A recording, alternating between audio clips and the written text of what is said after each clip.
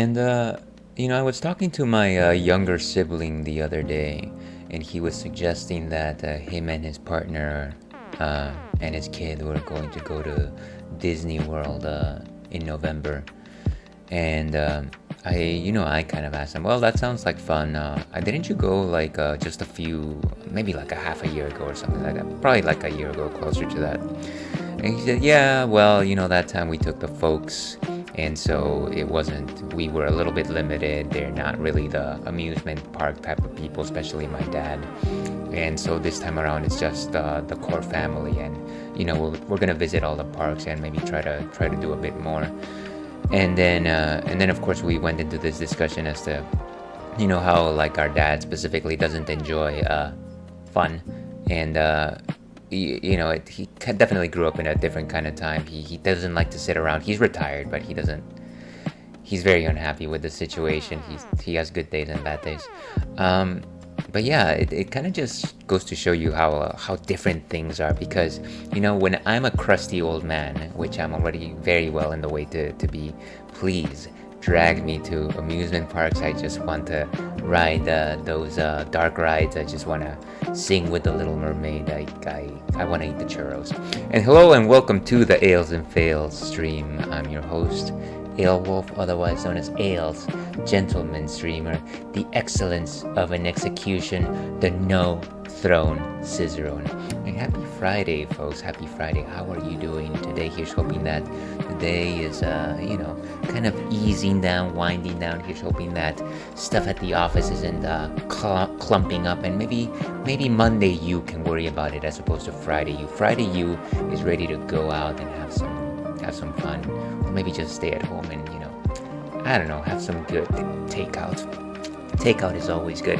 Of course, we've got our trusty friend Churro over yonder, on this side, even though he's technically on that side, but he's right there. He heard his name, which means he's gonna walk over here specifically to be out of camera.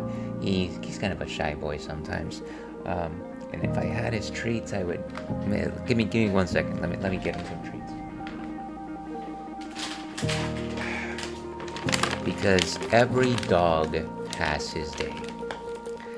His day is every day. So let's go ahead and we got a huge bag of treats over here, of course. Now, Churro, please be on camera for about 30 seconds. What? Okay, and there he goes. There's Churro for you. There he is. Maybe that's what I should do at the beginning of every stream. Before we move into brass tacks, of course, and we will get to that, let's go ahead and talk about what's on tap today. We've had this one before, and it's not exactly the most fall, autumn type of beverage. This is something that I was having in my fridge since late summer, and I think this is a good time to have it, simply because, you know what? I want it, gotta have it. This is Honest Abe's Mexican lollipop with mango habanero cider. Now, as you can see, this is a cider. You got mangoes on the bottom, sliced mangoes, and then some habanero peppers on the top. It's a contrast of yellow and blue. It's very, I want to say, some cool colors. Reminds me a little bit of JoJo Season 5. But yeah, this is a Mexican lollipop cider. What exactly is a cider, you might be asking yourself? Ales. I came here to hear you talk about beers, ales specifically. Why are you talking about ciders? And to that I say, well, you know what? I never signed a contract suggesting I would only talk about beers. I can talk about whatever I want. And what I want today is a cider.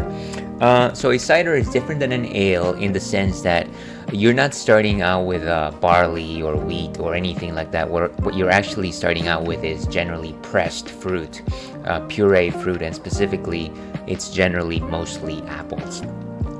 Apple ciders, of course, have a long history, very famous in Europe, certainly very popular in England. You essentially press your fruit and then you let it ferment. You filter that and you get some delicious cider.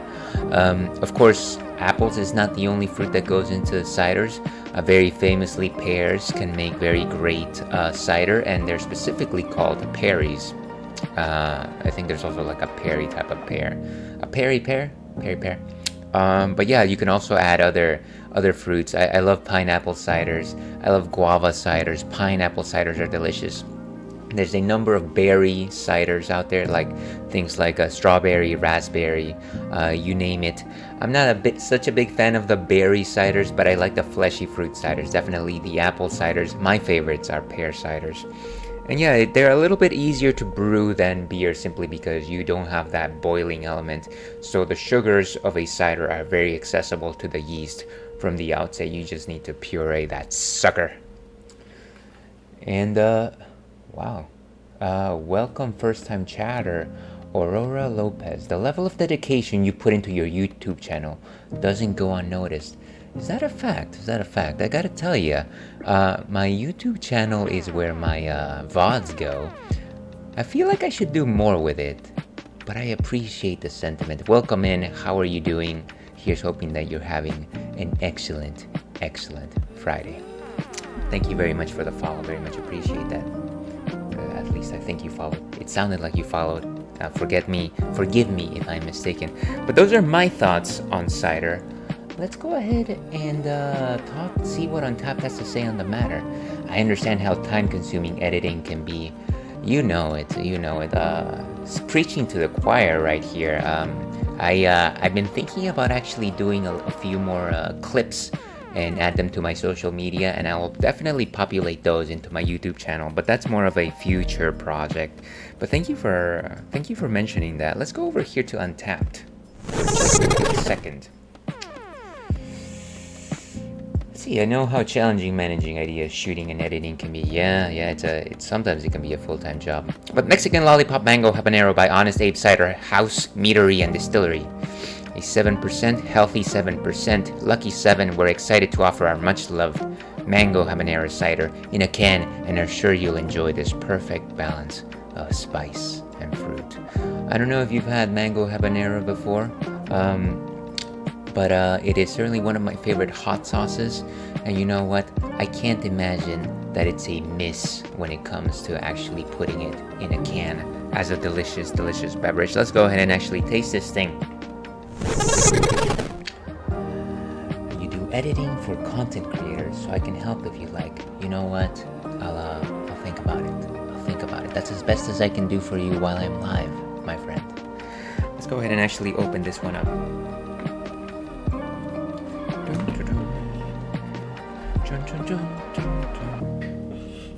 Yeah, I'm very much looking forward to the weekend.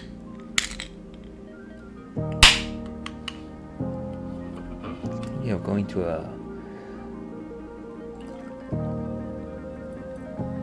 an attraction park of sorts. What do you call these? Amusement parks? Yeah, amusement park. It's the kiddo's birthday after all.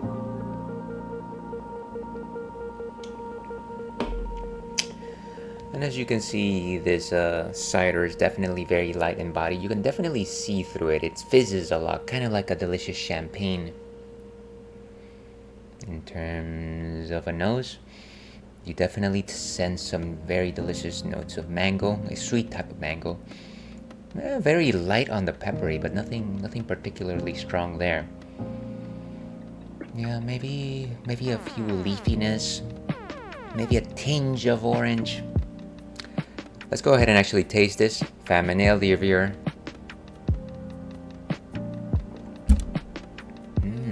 very delicious bite. I can definitely taste the pepper now. It's actually quite, you can definitely feel the spiciness on the back of your throat. It's actually quite nifty. The mango flavor definitely resonates. It certainly hits the front of your tongue. There's a bit of sourness down the middle, but it's gentle sourness. Maybe I sense a hint of lime as well. Very, very nice. Maybe other spices there in addition to the jalapeno pepper. And don't be frightened. Certainly don't back away if you think that this is a hot cider. It is not. It's actually, the sweetness actually balances out the spiciness very well. A 1 out of 5 in terms of body composition. Very light. No real bitterness to speak of. But yeah, very resounding sweet mango. I kind of like it. But yeah, let's go ahead and give this one a rating. We've had this one before, like I said, a 3.5 stars. Sounds about right, and cheers, we have got it. Let's see over here. Let me catch up on chat just a second. Tell me your Discord or Instagram if you're interested. Not a chance. Why would I do that while I'm live? Anyways, well, come on, Rich. How are you doing this fine day? Happy Friday to you. Good to see you. How's it been? Here's hoping that you've been having an excellent day. I saw that you were streaming this morning, and I really wanted to pop in and say hello, but I was in the middle of grooming my Corgo, and unfortunately time just escaped my hands, and I have to chalk it up once again to my slowness. But yeah, here's a thing. What am I doing here? Typing. Everyone who is watching out there, kindly give esteemed VIP member of the community, Rich Lich Glitch, a follow, who is an excellent streamer, wonderful conversationalist, and dare I say, a good friend. Last thing he was playing is Resident Evil, and of course, October is a spoopy month. If you dare for scares, please visit Rich Lich Glitch. Let's see. Thank you for the SO. Absolutely. All good. Hope you've been well. It's been okay. I gotta say. I think it's been kind of a busy weekend. I actually this morning I just paid some taxes, property taxes, which was unpleasant, and then I scheduled some vaccines for myself in November, so that will be unpleasant. But otherwise, it's been good. I did get to groom Churro, so that's a plus. So actually, I guess I forgot to read your earlier message. This actually is a cider, not a beer. This one actually happens to be a mango habanero cider. Are you of the spicy kind? Do you like spice, Rich? Yeah, so it's a delicious cider. The spiciness is actually well balanced by the sweetness of it. Let's see. I see you as a good friend too, Wales. That is probably the nicest thing I've heard today. Thank you very much, Rich. Yeah, I've been busy this week too. Feels great getting stuff done though. Yeah, absolutely. As I like to think about it, always get in those small victories where you can, because I feel like when you get those small tasks done, small projects done, it kind of like pushes you, it kind of like energizes you to tackle on the bigger things. That's generally how I go about it. Oh nice, spicy is my favorite flavor. Is that so? Is that a fact? I'm interested. Where do you stand on the Scoville scale, Rich? Are you like are you the type of person that's like, oh, peppers, green peppers, no, that's too much for me? Or are you like, give me the heat, spice level 10 sort of thing? Let's see. Yeah, it definitely does give you energy, paradoxically. Yeah, it's kind of interesting how that works, but that's how we're biologically tuned, I suppose. Anything over habanero is too much. Yeah, I think that's probably my sweet spot. Like, I will put habanero hot sauce on most everything, and I do mean everything. But then beyond that, yeah, it starts getting a little too bitter for my taste. And I know there was this one time, very short story here. Apologies for everyone who is just itching to watch that Baldur's Gate 3. But there was this one time that I was with my partner in North Carolina, and we went to this eatery where they have like this, it was like a burger place, but they had like this spicy challenge thing. And a couple of my friends had done it, so I was just like, you know what, I eat spice for breakfast, which I actually do. And so I went there, and they serve it on hot wings. It was like this red slurry of stuff, and I have no idea what it was, but I was just like, oh, you know what, it's I'm sure I'll have a couple of wings and it'll be fine. And if I finish these in an hour, I'll get a shirt. And of course, as a young graduate student, you definitely need shirts. So I eat the first one, and it tastes spicy, but I'm just like, oh, it's kind of bitter, it's fine. As I start to eat the second one, my stomach just, I don't know, I feel like somebody just punched me in the gut. And I'm just like, oh, I gotta stop, and I gotta use the bathroom. And I kid you not, no matter how much I expelled everything that was already inside my body. The heat would not leave me, and my partner had to drive me home because it was that bad. So a terrible night. Terrible night. All right, let's see where we are. I'll put a habanero in my spaghetti though. That sounds delicious. I haven't had good spaghetti in a while. Everything. Oh yeah, those challenges are rough. Yeah, I don't recommend. I haven't had a challenge like that, and I refuse to have. I will only eat spicy for flavor's sake, not just for the, not for winning any shirts. Let's see. Similar experience. My hands started shaking without me noticing eating those wings for a challenge. Oh my goodness, that definitely, it probably had like some sort of neurological effect if that was the case. I mean, technically, any pain sensation is neurological, so that, yeah, I guess that matches. But yeah, I guess lesson of the day: don't take spicy challenges. Got two in and I quit. Clearly, you're a better man, because like I only downed the first one, and I was like, clearly I have overtaxed myself. You're done. Your body is, you're done. Yeah, well, but I get that. You live. You survive those challenges, and you prosper. I guess we're not. You know what? I was about to make an off-color joke. Apologize for that. Let's go and start this game, shall we? And let's see where my audio is at. My coworker baited my friend and I to do it. I can't believe that your coworker did that to you.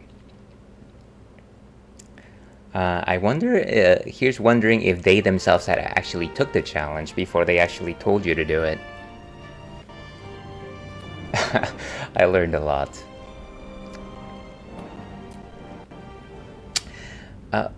What's it called?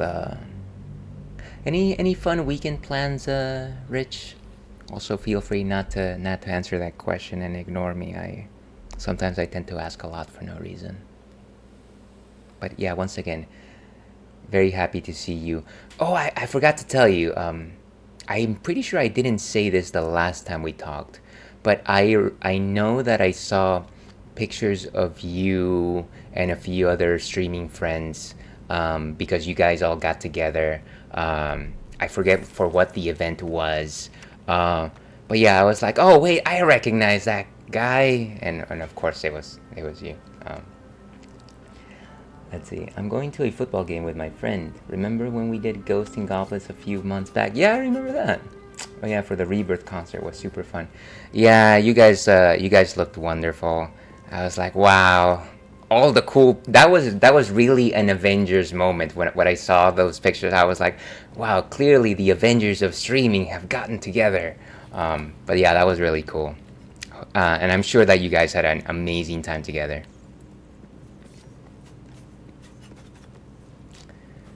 Let's see. Yeah, that guy's birthday is this weekend. Oh, that's awesome. That's cool. Well, happy birthday to them. Thanks. Such an amazing group of people, indeed. Every single one of you is a gem.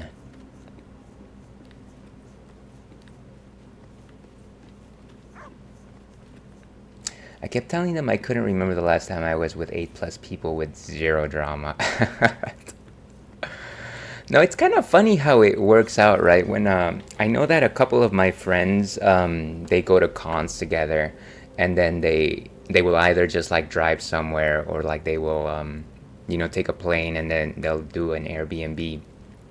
But they tell me that it's always difficult to coordinate things properly because, number one, not everybody has the same level of energy. Not everyone wants to attend like the same aspects of that thing, and some people are more bored. And it's always like this like fourth dimensional chess thing where you're trying to please everybody, and a lot of the times you end up pleasing nobody because you go to like the least common factor, or least common denominator, I guess.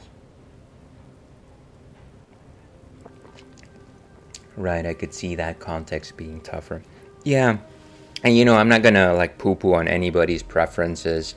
I'm pretty sure that if I attended a convention, I would probably have my own preferences and things like that. But yeah, it's nice when you have a group of people where you're kind of just like synchronized, and you know what you want to do, and you can just like have a good time about it. It's definitely not something to be taken for granted. All right, what was I doing here? Do I need a rest for today? I remember that the last thing I was doing is I was exploring the temple of Selune. Selune. And I was trying to like move forward with the story, but I have no idea I have no idea what's going on. Kind of like Towley once said, I have no idea what's going on. Let's see. I think this group in particular is super respectful of everyone's time and space. So no expectations, just enjoying our time. And I think that's the right attitude to have about it, right? I think if everyone starts off by suggesting, oh, you know, let's have fun. Let's make sure that nobody gets pushed into doing something that they don't necessarily want to do. Then it's fine. And sorry, here just arranging my camera. I hate it when I can't see at least my shirt collar, because I'm obsessed about things like that. I don't like, this is not really a special collar or anything. I just need to see it. I need to see it. Okay. Okay. Let's start an OK counter. You wish to speak? All the time. What about the secret stronghold in the Underdark? You must know more. Precious little. But I'm quite certain it can still be found. Aradin was convinced there was a hidden entrance in the Temple of Seluna. I'd start there. So I guess we just have to go back to the Temple of Seluna and just try to see if we find anything in particular. I don't think we need the extra rest, and I know that these guys can level up, but at the same time I'm just like, maybe save that for later. Who do I want to take with me? Shadowheart always. Maybe Gale. Maybe Gale. Gale maybe. I'm gonna think about the shirt collar height now. Sometimes you just have to be prim and proper, Rich. You know this. I know you know this. I'm just playing. That's a good rule. It's very difficult to tell these guys apart now that everyone's wearing helmets. It's kind of annoying that way. Everybody's wearing the same helmet, and so it's not easy to see in which room they are.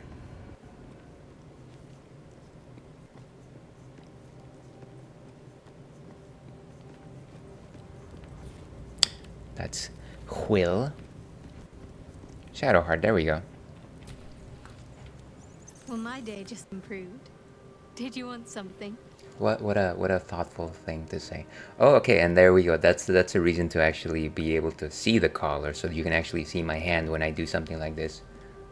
That was a touching thing to say. Let's go with join me. Your dance card is full. Lose a partner and there'll be room for me.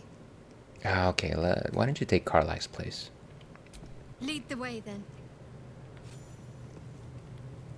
Gonna be lurking ales. Gotta get my doggo out. Absolutely, Rich. Thank you very much for popping in.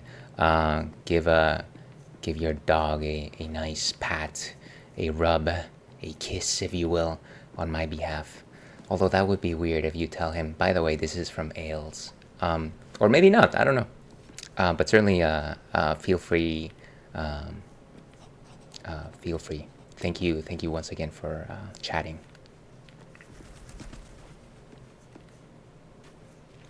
Let's also take... I feel like I want to take Karlach. I know that I've been using her fairly often, but she's just great. She's great.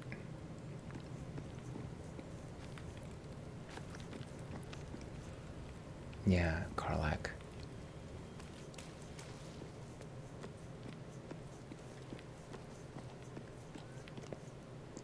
I mean, I know I've said this before. Karlach is probably... Sorry, Shadowheart is definitely my favorite person of this group, but that's probably because I've engineered it that way. But if I had to choose a second, it would be Asterion. But then if I had to choose a third, it would be Karlak. Wait, why am I taking that? Hey, soldier. Come on, we're heading out. Looks like your troops all trooped up. You'll need to send someone packing if you want me to join. Yeah, let's send somebody packing. Trade places with... You can trade places with Will. I have Let's to... hop. I have to do the voice every time I speak as Timaeus. And of course, you're thinking, what? That's exactly like your own voice. And to that I say, yeah, but it doesn't sound like that to me. Okay. And then finally, let's keep Asterion with us. So, in that case, we have to level up Asterion, and we've got to level up Karlak. Let's start with Asterion. Oh, wait, where is she? Level up.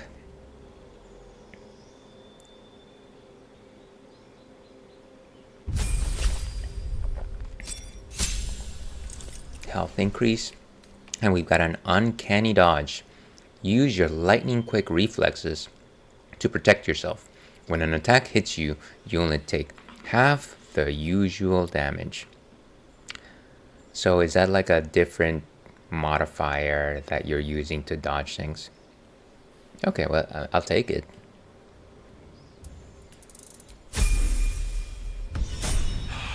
Wait, is that all he gets? Okay. That's fine by me. And Karlak is next. Health increased. Extra attack. You can make an additional free attack after making an unarmed or weapon attack. Nice. And fast movement. By 3 meters. I was about to say 3 miles. That doesn't make sense. Legacy of Avernus. Yeah, take it.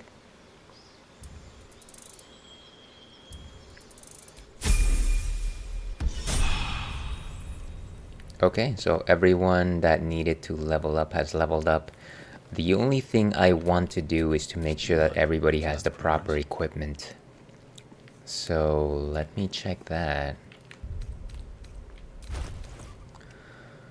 Okay, so generally what I like to do is make sure that everybody has a couple of potions. A scroll of Revivify is generally useful.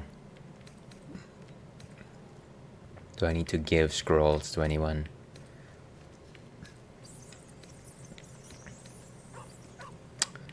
What is... So she has 2. And then Karlak has none. Maybe let's have Lae'zel give one of these. Or just give it to Karlak. And then Gale can give these to Asterion. There we go. So Karlak... Oh, I guess Karlak already had some. Shadowheart and Asterion. And Asterion has 3 potions, Shadowheart has 4 potions and a greater potion. And then Karlak has potions, 2 potions. Maybe I'm gonna give her at least 1 more. Probably should split this up into...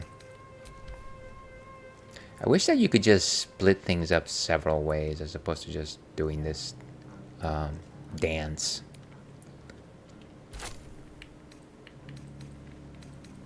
Let's go with... Give these to Karlak. And then I also just want to split up some of these greater potions.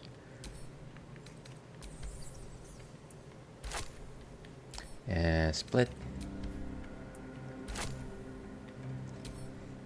And split one more time. Okay. So Asterion has none. Shadowheart has 1. Karlak has none. So let's go and give 1 of each to our active party members.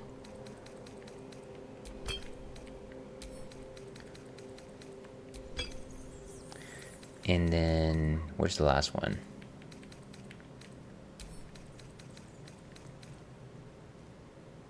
Karlak, right? Yes.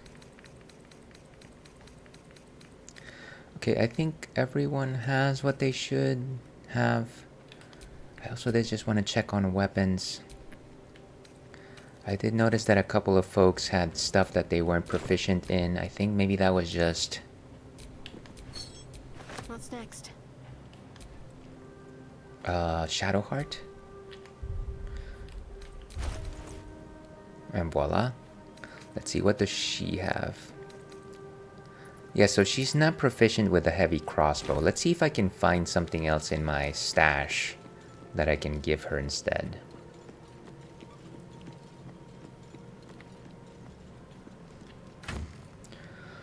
Let's see. Maybe sort by type, latest, value. Value might be good, but type makes more sense. Let me see if I can find bows. So obviously she's good with bows. Bose sound systems. But is she good with like regular crossbows? So no hand crossbows at all, unfortunately. Light crossbow. Or I guess she can go with a light crossbow. So take that one.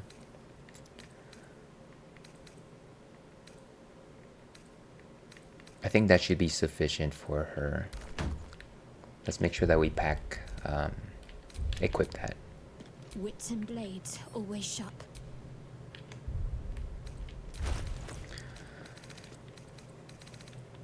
She has a pretty good melee mace. Okay, so light crossbow. Cool. So that one should be better for her, I think. Alright, I think everyone is where they need to be. Looking ahead.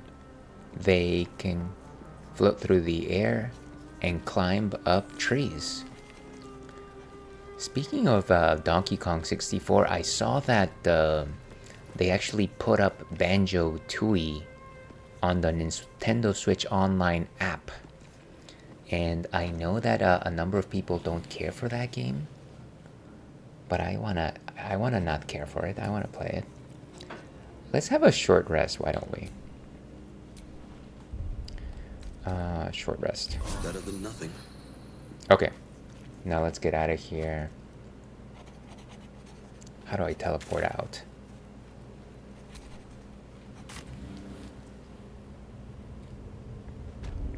And if you're just joining us, we are enjoying mango habanero cider from Honest Abe. To your health.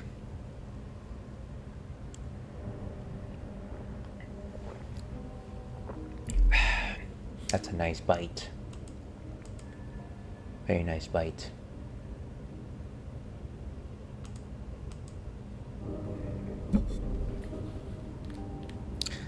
So we're trying to see if we find the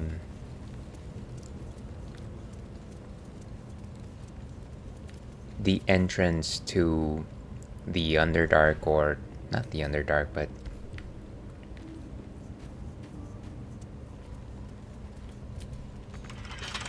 this thing is still locked. That's so cumbersome. Clearly there's a door here, but I don't think we're gonna actually open it without solving whatever puzzle is here. And I feel like that lever is involved with it. What about that one over there? It's like that one doesn't move for some reason. Can I actually move this thing out of the way?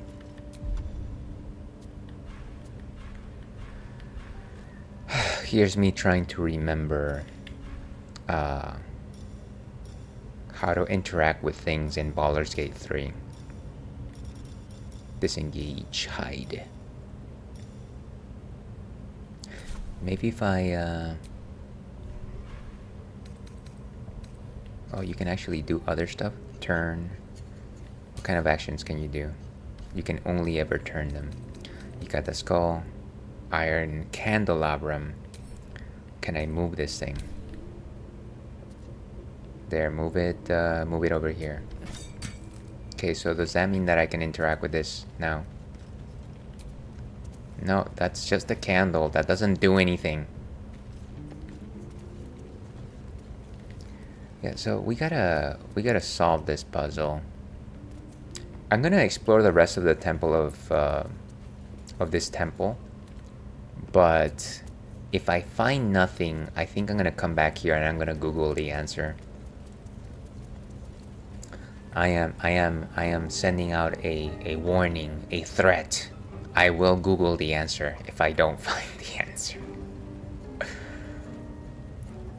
Alright, and the skeleton, of course. Ah, poor Palma. Did we actually open this thing? Yes, we did. You know, we did find like a key here, but that it's not really what we wanted. Animal carcass. Does that have any? No, it has nothing. There's nothing in the animal carcass. But what about this vase or vase?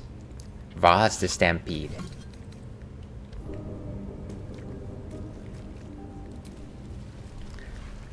Okay, recipe of elixir. Okay, I think that's how we learn how to make that recipe. Stack of books. Can't reach this. Can't reach this. Doom, doom, doom, doom. Doom, doom, doom. And what about these crates? Empty. I need that fish. It's like, you know, when you play Grand Theft Auto, and sometimes you would walk up to a car to steal it, and you would yank out the person from the car, and then you would say something along the lines of, I need this more than you, or something like that. Like, I need this fish carcass more than you. And welcome in, John. How are you doing today? Happy to have you in here. How's it going? And I am hydrating as you commanded. You are, what is it called? Twisting my arm for this one. Everyone out there, even though this is a drinks-friendly stream, we highly encourage you to consume generous amounts of water. Water, of course, is the element which brings life, helps you stay hydrated, regulate your metabolics, and stave off the deleterious effect of alcohol imbibing. So drink up.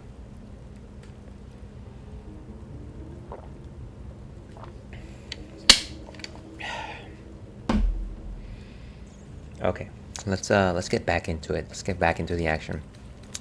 But yes, how are you doing, John? And I'll take my answer off the air. Skull candles. Doing well. I didn't work today, so I'm just chillaxing.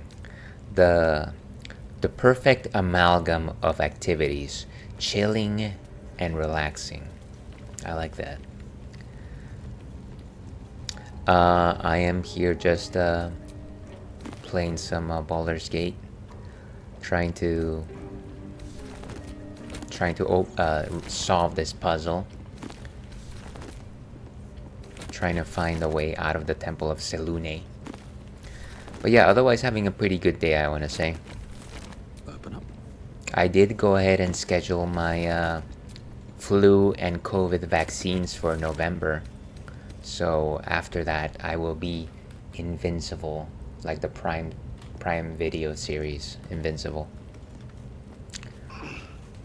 Thank you for asking.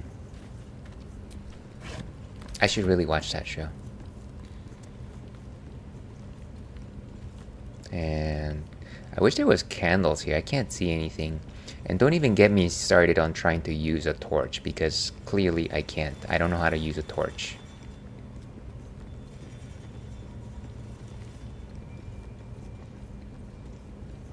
Open.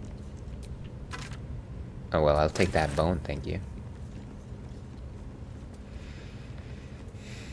Yeah, there doesn't seem to be anything else in these quarters. Let's go back out. We'll come back here at some point. Row of books. I honestly don't want to take more books for no reason. I know that I can sell them for like pennies, but you know what? I need the space on my inventory. So back in the Shattered Sanctum.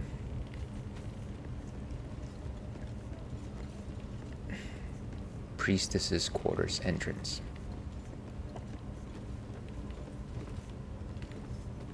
Okay. And I think we've explored this side of everything. Open these shelves. There's a cauldron. Go ahead and steal it for no reason. It's a nice to have. Not a need, but a greed. Maybe let's go on this side. Nice. How far along are you in your campaign? I hate to say this, but I am still in chapter 1, and I am trying my darndest to leave chapter 1, but I haven't been able to. I'm pretty sure that I am in trying to resolve the mystery here. I'm actually going to be able to move past chapter 1, but yeah, it's not happening just yet. Oh, hey, look at this. This door has the same symbol as those, as that place. So maybe let's copy this. So it's like white on the top and then half white. Are these like moon seasons? Are they like moon seasons? What does that even mean? You know what I mean, moon seasons. Maybe let me copy this. How do I take a screenshot with this thing? Like this? There. Screenshot. Take a screenshot of that. I hope I can access it. I've never actually used the screenshot feature in PlayStation 5. May God help us all. Let's see. Have you reached the point where the main villain says, "It looks like you were Baldur's Gate 3 after"? Yes. Phases of the Moon. Yeah, exactly. That's what I was thinking, but I couldn't elocute as well as that. Thank you for suggesting that. But let's go back in and let's try to do that. And of course, join me as I say this. Mysterious as the dark side of the moon. You know the rest, go ahead. Okay, so back in the inner sanctum over here.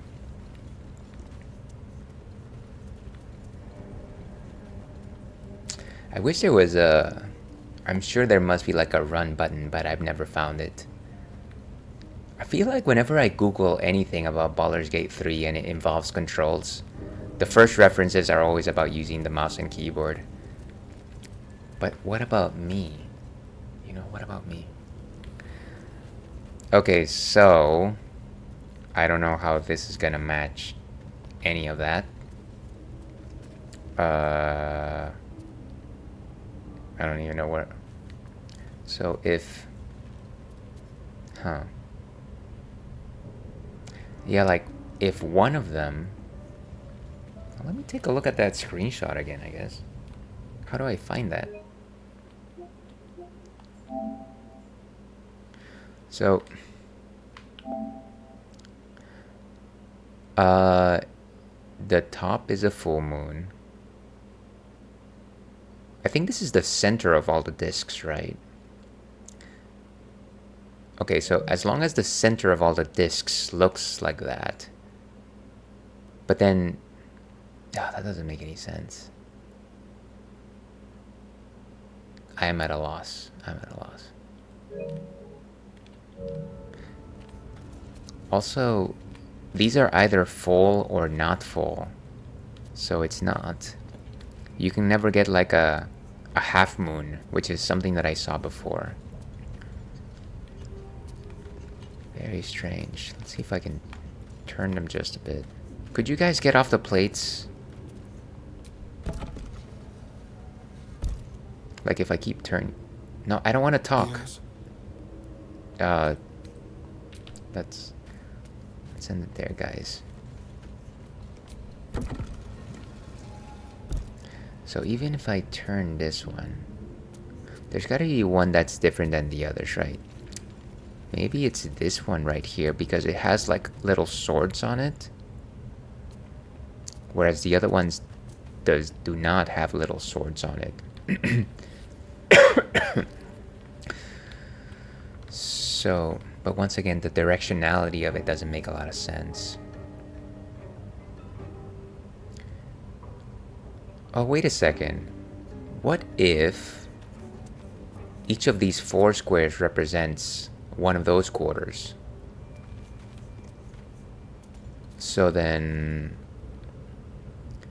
these 2 should be halves, and then this one should be completely dark, right? Let's try to go for that. It's gonna be a bit difficult here because I have no idea what I'm doing.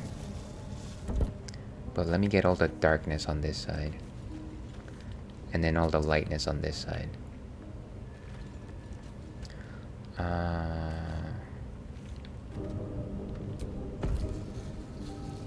That doesn't change anything. Let's change this one.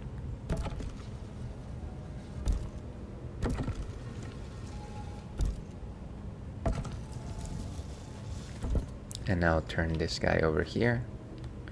If only somebody would step off the plate. Somebody. This goes very far down. Yes! We'll have to go in to see the bottom. I can't believe we actually figured that one out. And that was such a long shot, but it kind of makes sense, right? Because the top is the full moon, the bottom is like the blackness, and then these are supposed to be, I guess, half moons. Maybe. It kind of makes sense when you think about it. Kind of, sort of. Let's go ahead and save just in case there's like a horrible battle right at the corner.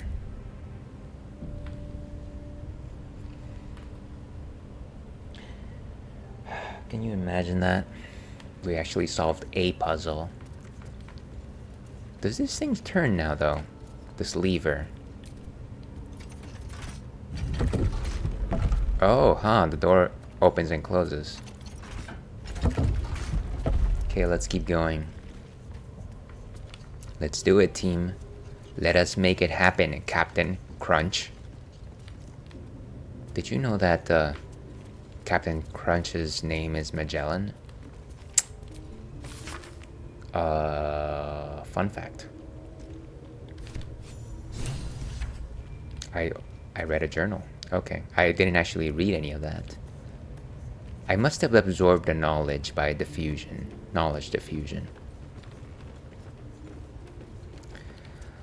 And there's a ladder there. And of course, if you're just joining us, we're enjoying a delicious mango habanero cider. All my love too long ago.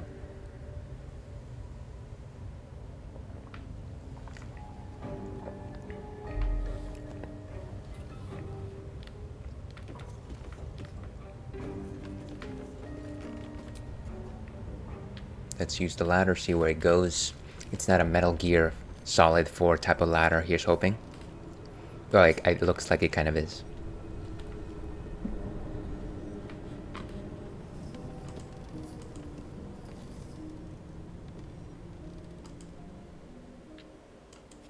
Depth to the shadows. I don't care what others say about the Underdark. It's beautiful down here. Okay, so we made it. I'm used to a crypt's gloom. We are at the Underdark after all. All of these updated journal entries, nice. Can we level up? My songs know what you did in the Underdark. That could have gone a little bit better. I'm sorry. I apologize if you have to think about that particular line of a song anytime after today.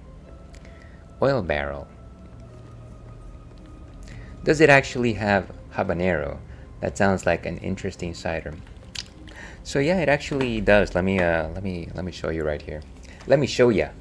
And I know that you're a lover of ciders, John. This is Honest Abe's mango habanero cider.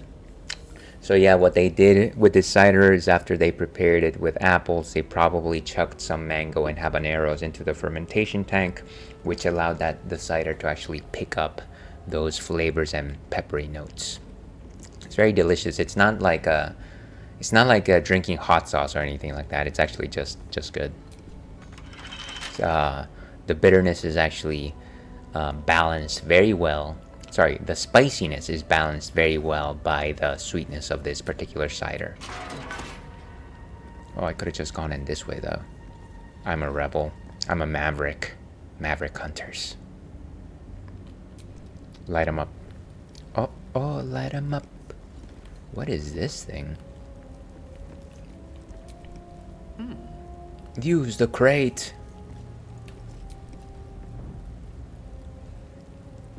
Well, it looks like we're outside, but actually we're like in a cave system.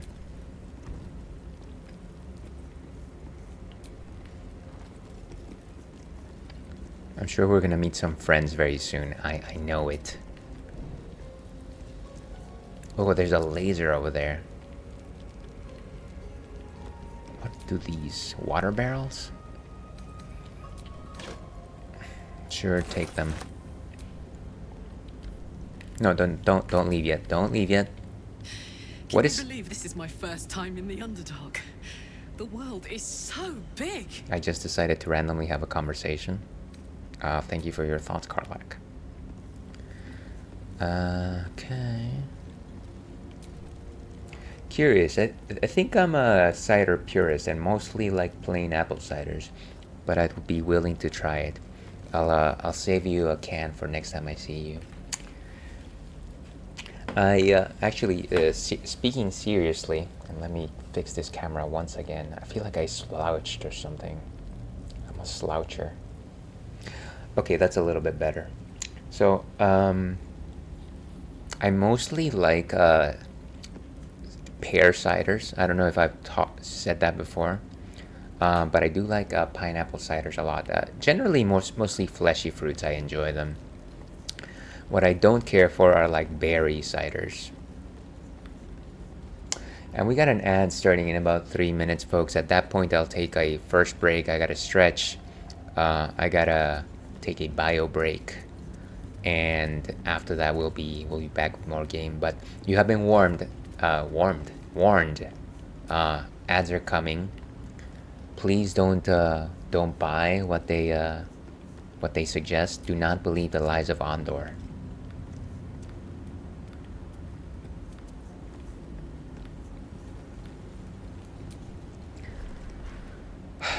Ray of Sickness. Some wine barrels. Some more tools.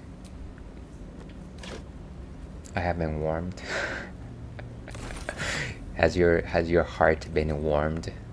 Is that what you're suggesting? Because if so, that was my entire goal all along. Hey, there's some people over there. There's somebody over there. I wonder if they're friends. I'm not gonna just jump in though. That would be a little bit silly.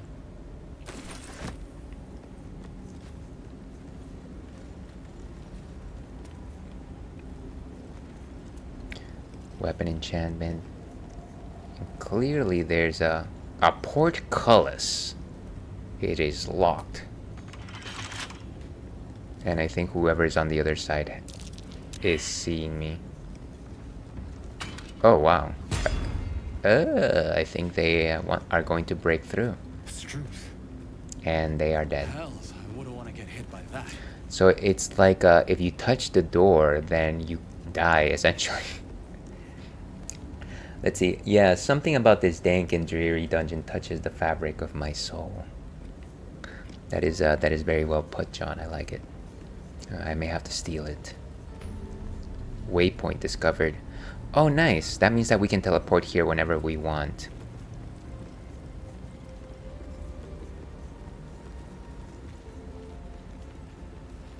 It's always good to find one of these things.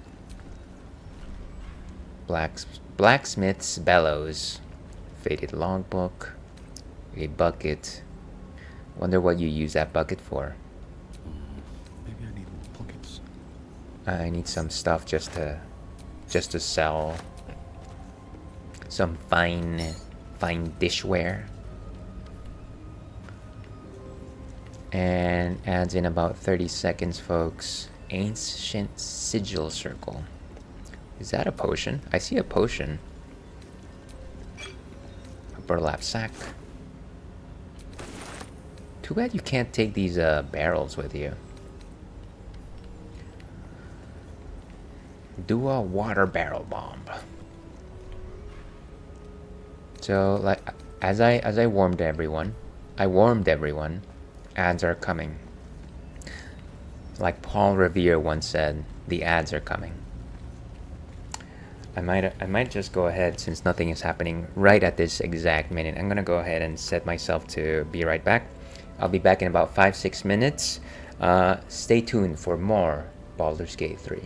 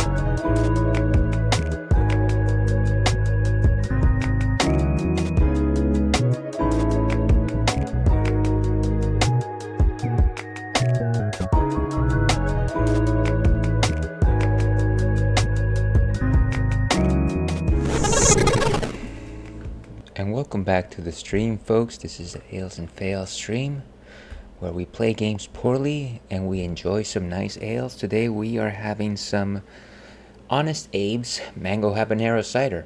So cheers to you.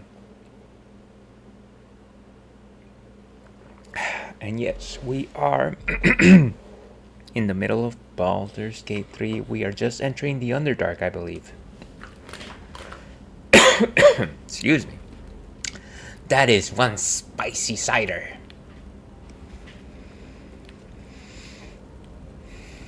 What do these guys think about the Underdark anyways? I know that we almost had a conversation with Karlach just now, but...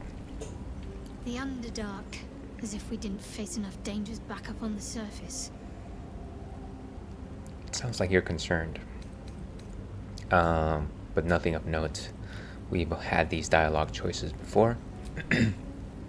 What's on your mind?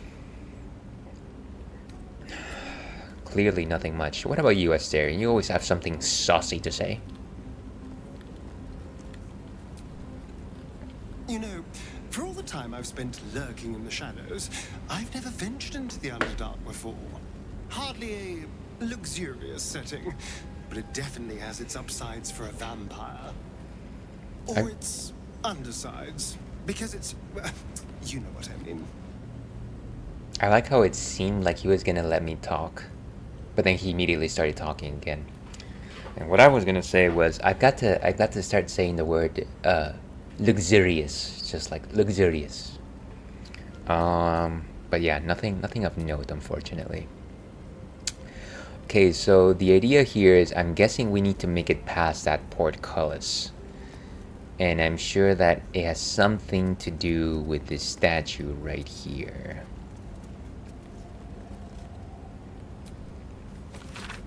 Okay.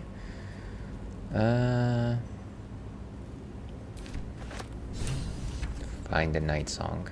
What is this thing? I will take the scruffy vagabond clothes. Thank you very much.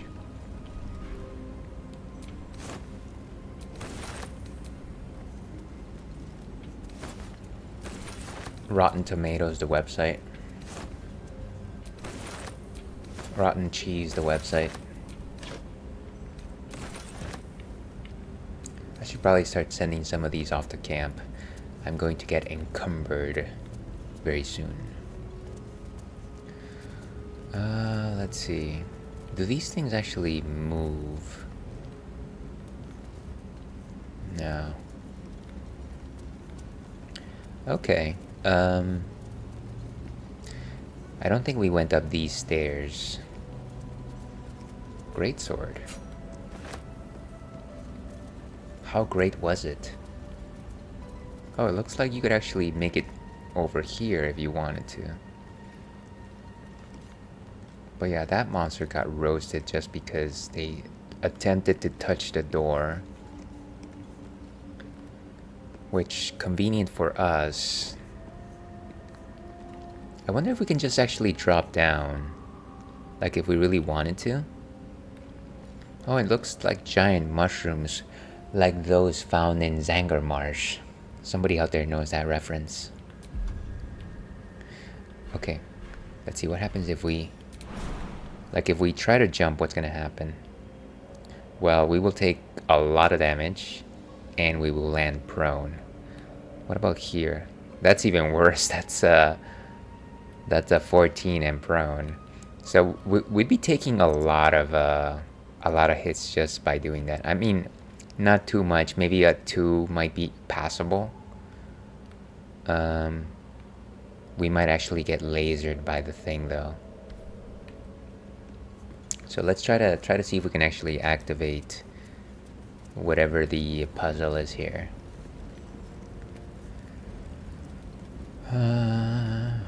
There's a lever.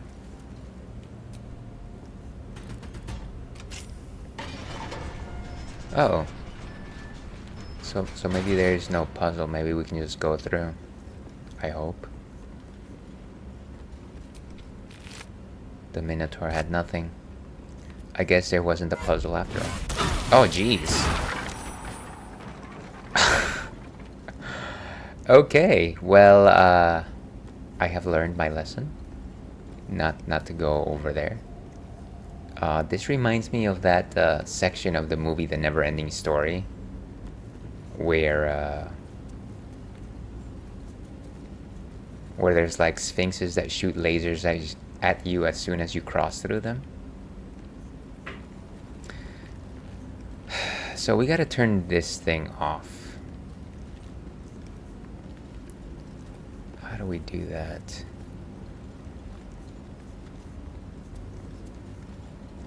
Can we just move this thing? Move the wheelbarrow around here.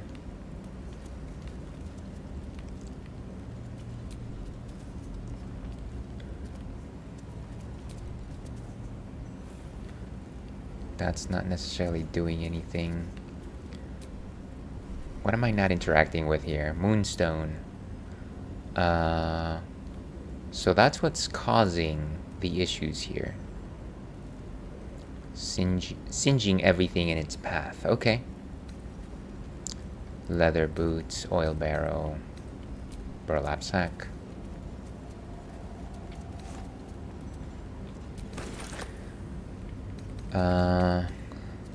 A wheelbarrow. We already tried that.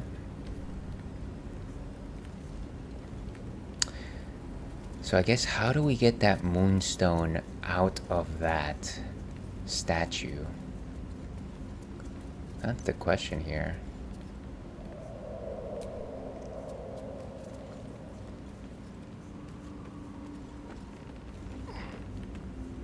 Let's open up the skeleton.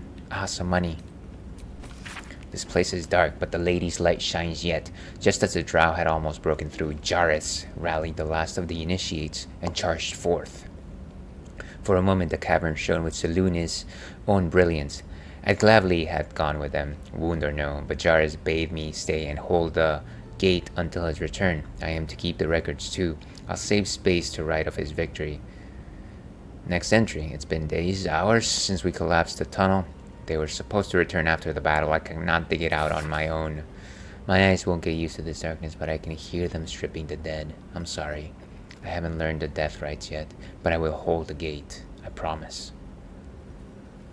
And unfortunately, it seems like this gentleman didn't make it. Selunite key? Okay. A key. I wonder if I can use it somehow. Looks empty. Like I said, even if I jump to the other side, I feel like we're gonna get lasered to death anyways.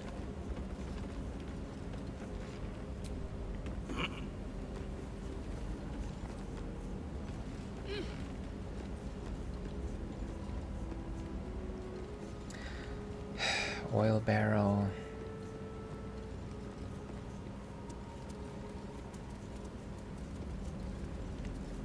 Can I use the key in some way on this thing?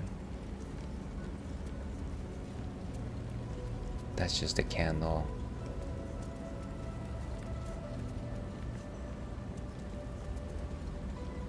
Hold the gate, huh? Is there like a keyhole around here, perhaps?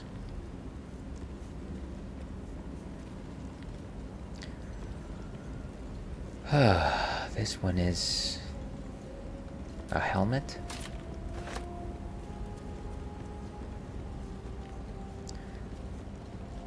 And it seems like this is another symbol.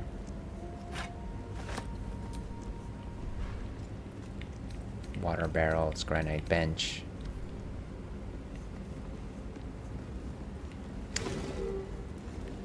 Did I just randomly move something? Rope.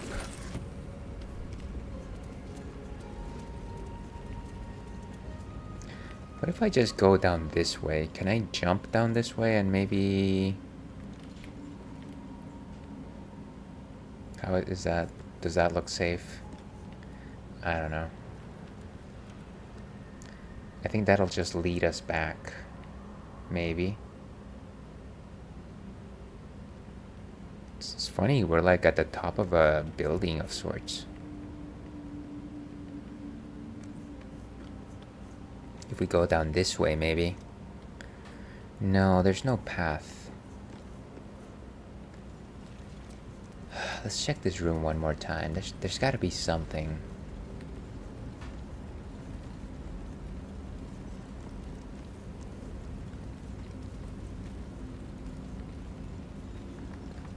Cup.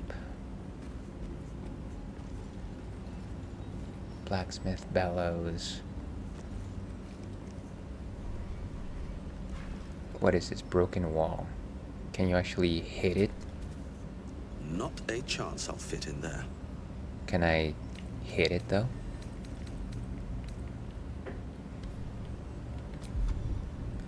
Main hand attack. Where's my regular attack?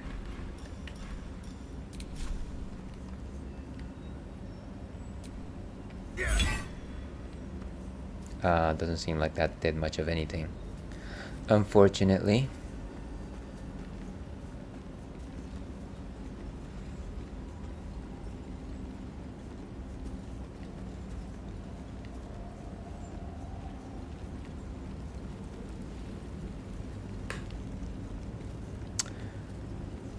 Yeah, I'm at a loss here.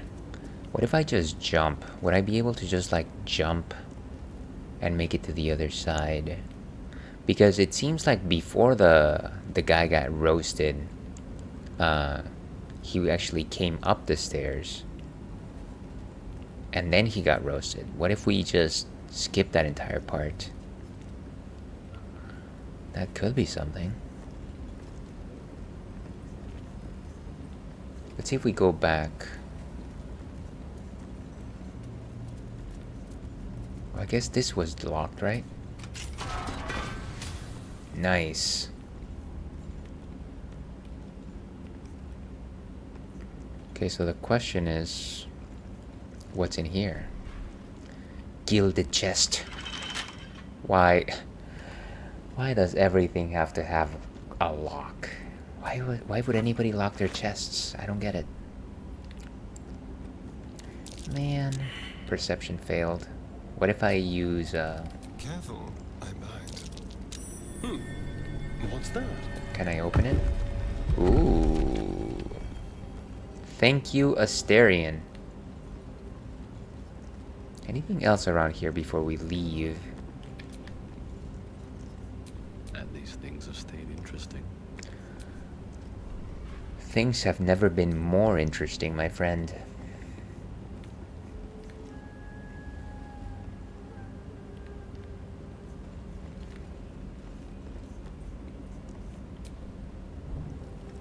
Maybe light will reveal something. Okay, and seems like a couple more chests. Step carefully. There's a trap. Where is the trap? Someone there? Let's put Asterion here one more time.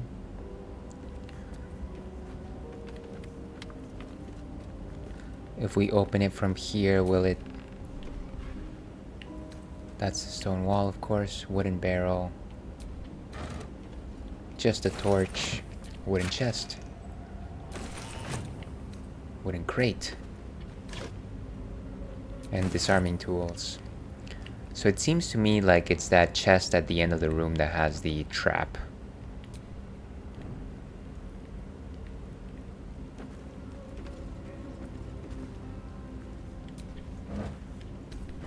Sure, let's have Asterion try to disarm it. Okay, it's a difficulty class 15, so definitely tougher than you would expect. Add in guidance. Let's give it a shot.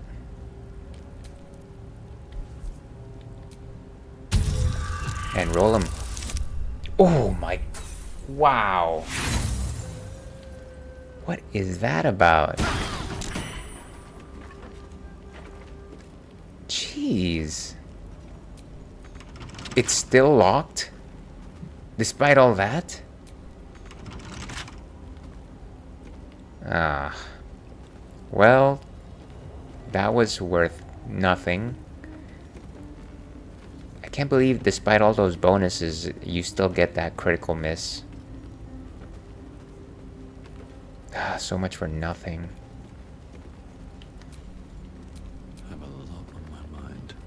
And, well, in it. Can I just shove this thing? Let's see, what if I try to like move it out of the window?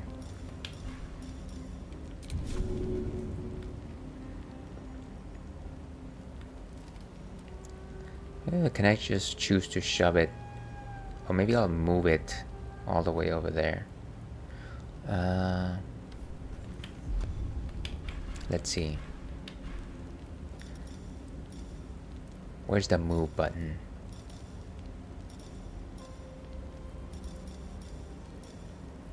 Oh wait, it's like an action, right?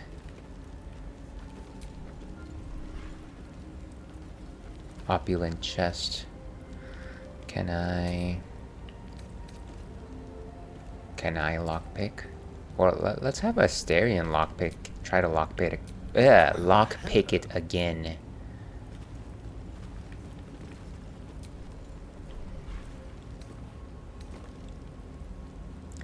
Actions, lockpick. Should be easy. Okay, so we're gonna try one more time.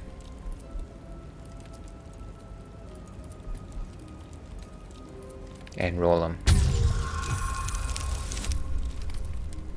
We're gonna do it. We're brute forcing it.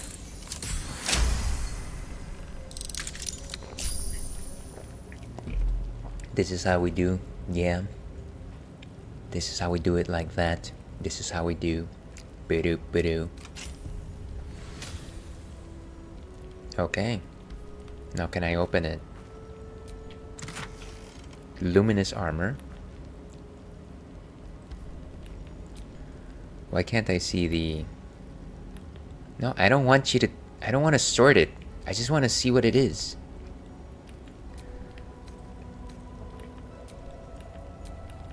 Okay.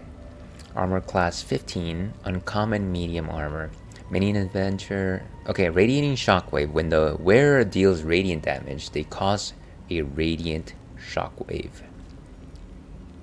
So maybe let's give this to either Timaeus. Probably give it to Shadowheart, honestly. Let's see.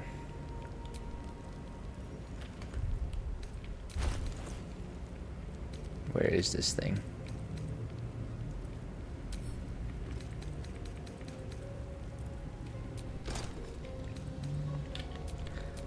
Let's see if she will benefit from this.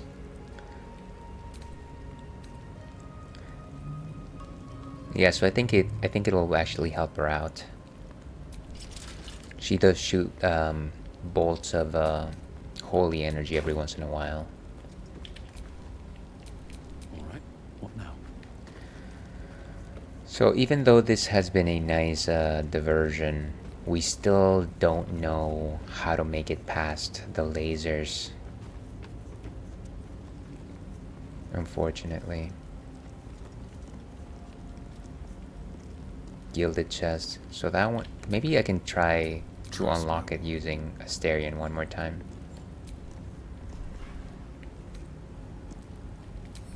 Lockpick. With pleasure.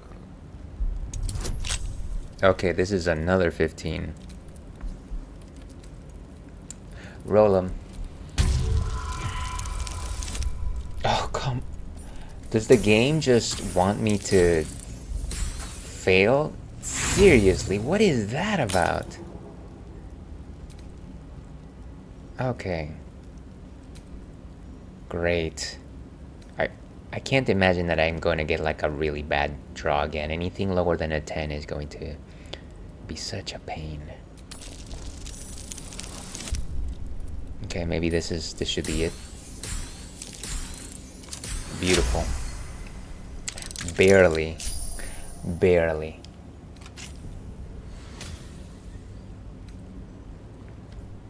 Let's open this thing.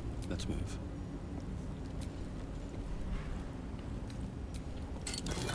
Helmet of Smiting. Uncommon. When you apply a condition with one of your smite spells, you gain temporary hit points equal to your charisma modifier. That is perfect for Timaeus. Let's take that. Beautiful. Let's go ahead and equip it. Look at what I found me. I love to smite. Actually, that's a way better helmet than what I had before. I like that.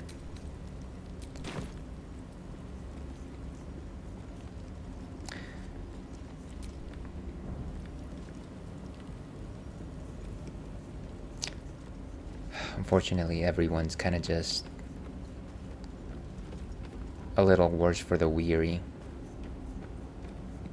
Some of that wear and tear. What if I have a... You know what? Maybe let's... Maybe we're not thinking too inside the box. Maybe... No, we're not thinking... We shouldn't think outside the box. Let's think inside. And let's try to shoot that thing from here. And see if we can just knock it off place. Keep your distance down. You are the best shooter person. Not like Shooter McGavin, of course, but definitely the best one at hitting things with arrows. I guess one nice thing about this game is that you don't necessarily have to carry arrows. Can I just... Wait, sneak attack? Not sneak attack. I just want to shoot ranged attack. There we go. 100%, right?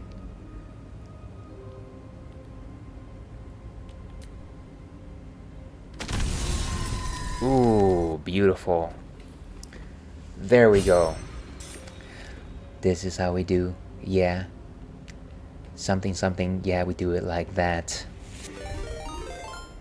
And thank you very much for the dehydrate, Slonko. Good to see you once again. Let me make sure that I follow. I accidentally grabbed the water. I'm sorry. Today we just happened to be drinking some mango habanero cider. I don't know if you enjoy ciders. I definitely enjoy my ciders from time to time. But yeah, this is a spicy one. So yes, to your health.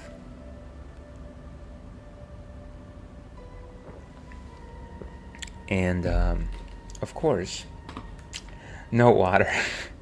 No water indeed. Take that pesky water away from me. That is a joke, of course. Please, everyone, stay hydrated out there.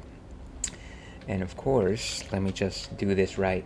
Let's do it right, folks, like a Matthew McConaughey would sometimes say, let's do it right. Is that a good impression? I don't think it's a good impression. I'm working on it, though. I'm trying. But while I am trying, everyone who is watching right now, anyone who is checking out this VOD, drop whatever it is you're doing. I'm sure you were up to no good, and instead give our friend Slonko Bomb a follow, who is an excellent streamer we only recently met. They were playing Donkey Kong Country and having a blast with it. Certainly, if you want to watch somebody with actual Donkey Kong Country skills, watch them and not me. But yeah, had a great time this morning. Highly advocate following their streams. Let's see. Cheers indeed. And let's see. All right. Yeah, absolutely. You're most welcome. Thank you for popping in. Hopefully your afternoon is going well. We're trying to make our way into the Underdark. I'm not sure. Are you familiar with Baldur's Gate? Do you enjoy the role-playing games? Are you of the role-playing ilk, as one would say if they were role-playing? Are ye of the role-playing ilk? Nobody would say that. I am sorry I tried. I've apologized so many times today. And I'm sorry for that. Okay, so I think we should be safe to cross. LOL, I had no skills at all. I think you were making some good progress. You were definitely making some good progress. And let's open up this skeleton. We're playing the game of Operation and not Don't Wake Daddy. I'm familiar, but I don't play BG3. I do play FF14 though. Cool. I have played Final Fantasy 14 before, but forgive me if you've heard this before. I couldn't get past the what's it called? A Realm Reborn, because it was a lot and it was very taxing, and I will come back. I know that everything after that is wonderful. Everyone has told me that. Everyone and their mothers and their great-grandmothers has told me that everything after A Realm Reborn is great. I just don't have the energy for it. And I'm sorry once again. Let's see, I'm familiar. Okay, yeah, we read that. Yeah, and I was actually playing a paladin. A paladin, because I do like to be a meat shield. I like to be a defender of the realm. Give me that bone. Oh yeah, A Realm Reborn is a slugfest, but after, holy crap, so good. Yeah, and I absolutely don't doubt it. I don't know anybody that I've met that has played the game suggest anything other than that. So I know you're right, and at the same time, I'm just like, I gotta play other games. I actually cut my teeth with World of Warcraft back in the day, and I played a lot of that. And I know that Final Fantasy 14 is definitely more fun than that, and it's also got a nicer community. And if there's something that we love is nice communities. It's like, oh, nice to meet ya. Said nobody ever. Chasm Creeper, what is that? Oh, Salts of Chasm Creeper. What's that? What is that? Not a chance I'll fit in there. Yeah, you constantly say that. How am I supposed to fit anywhere? The first expansion is wonderful. Stormblood. Yeah, and like I said, while I am currently saying that I can't get past it, at the same time I know that there's definitely a healthy chance that I will go back to it. I was actually playing with one of my siblings when I was playing it, and I actually did stream it for a bit. Back in the day when I first started streaming, one of the games that I used to stream was Final Fantasy 14. I had no idea how to stream. I still don't, by the way.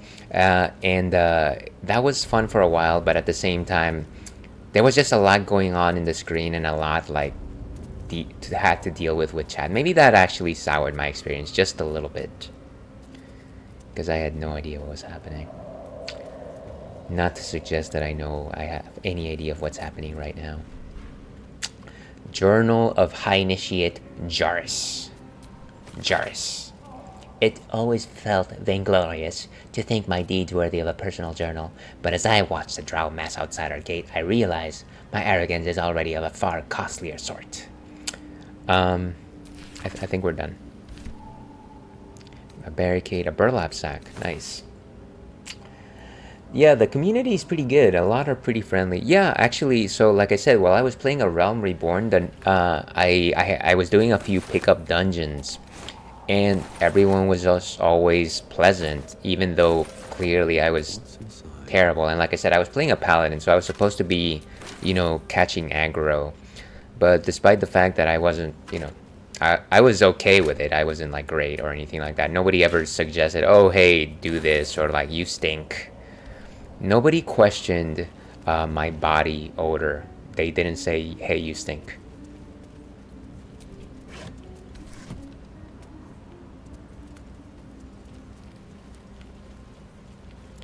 All right, let's move down here. I'm kind of just concerned that there's a trap somewhere. There's always a trap. Let's see. Whenever you're ready, it's a time sink. It doesn't allow for you to play anything else. Yeah, and that's kind of what it is right now. I already have no time to play anything, and I am currently trying to play like 4 different games, which doesn't make sense. We'll probably be stuck with everything that I'm currently playing for a few months. But that is the path we chose. A bone cap. I don't know how to stream either. I think you're pretty proficient at it. I gotta tell you that. You may have become very proficient at it without knowing it. But once again, Slonko, here's very happy that you decided to dedicate a few moments of your time to this silly stream once again. It's a lot to take in. Reading the story and reading chat is taxing. Yeah, and I feel like for what it's worth, I think these days I try to emphasize a little bit more. The hells was that? Sorry, there's like an earthquake. Okay, I don't think it was a real earthquake. But yeah, I think what I end up doing is I kind of prioritize chat whenever it's like a slow game like this one. It's a little bit more difficult when it's like an action heavy game and I have to like constantly be, and I kind of just don't like to pause the action too often, and so sometimes I like deprioritize those games. But yeah, it's definitely a struggle. And of course, there's always the opportunity to just play games off stream, right? It's like, that's anathema. How dare you try to play a game off stream? The hell was that thing? Something is happening here, and I have no idea what it is. It's like we get earthquakes every like Why minute. does the air smell like mind control? Mind control.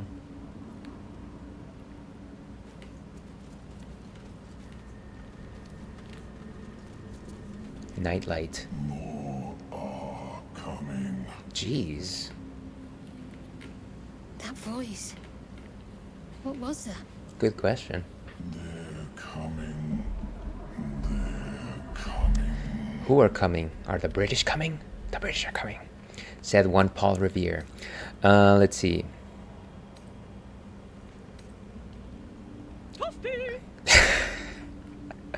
Very apt. I like it. Thank you for the toasty. Thank you for bringing us back to reality, Slonko. I couldn't have done it without you. Let's go for the paladin.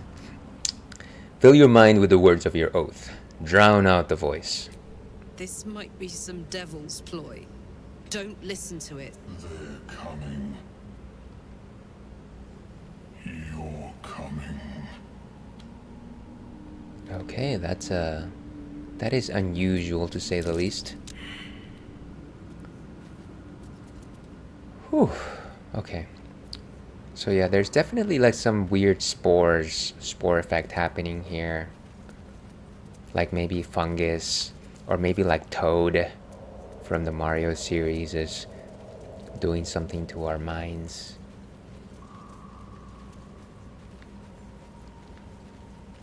He just like pops in and he's like, I can't even do the Toad voice here. Okay, I give up. I think my Matthew McConaughey is better than my Toad. What is that over there? Another nightlight. Nature has failed. Oh no. Okay. So we've got a Minotaur about us. I feel like I probably could have done a little bit better here. Assassinate based on initiative. I'm in low ground, unfortunately, so I don't have an advantage here. I wonder if I can... Maybe if I go to this side of the map, I can actually take pock shots at him. But will I even have that amount of time? Honestly, this is a little difficult one. Excuse me.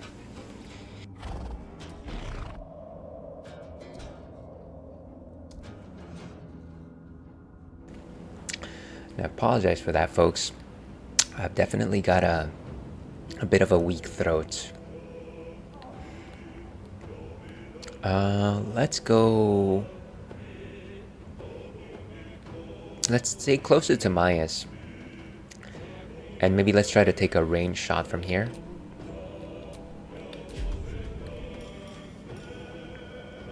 A sneak attack ranged. 80%. Let's go. 84, wow. Critical hit. We just hit him for like 50%, wow. Nice, nicely done, Asterion. And of course, you know what he's gonna do? He's gonna dash out of the way. We gotta dash.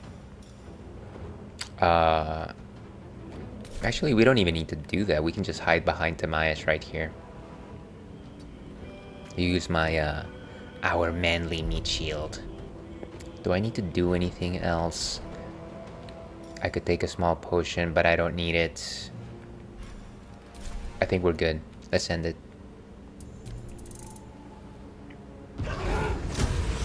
Wow.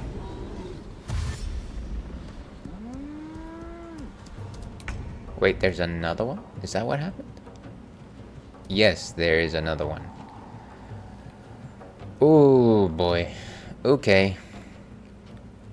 What is this purple tinge about us? Okay. So it's Shadowheart's go. I am going to... I thought it was going to be Timaeus' go, but okay. I feel like this is going to be a drawn out fight. So what we're going to do is we're going to cast the first aid. Well, it heals your allies. Everyone took a hit from that door situation, so I think this will actually be helpful. We've got only one spell slot 3. Let's go for spell slot 2. And everybody should benefit from this one. Let's go.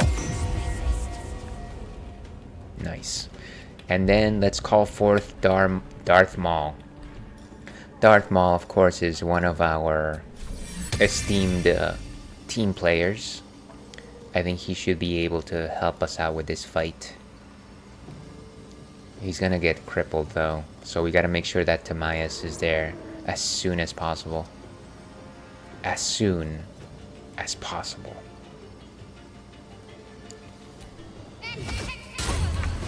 Beautiful. See, I'll be here lurking, making some din-din. I like that. Thank you very much for the lurk, Slonko. Here's hoping that you have something delicious for dinner. Generally for dinner on Fridays we do takeout, and I am secretly hoping that my partner lets me get a burrito. I really want a burrito. I've been thinking about that potential burrito all day. But yes, here's hoping that you have some good dinner. Alright, so we're going to fight Maul Blow. Ooh, wow. Total whiff. A total whiff of the heart.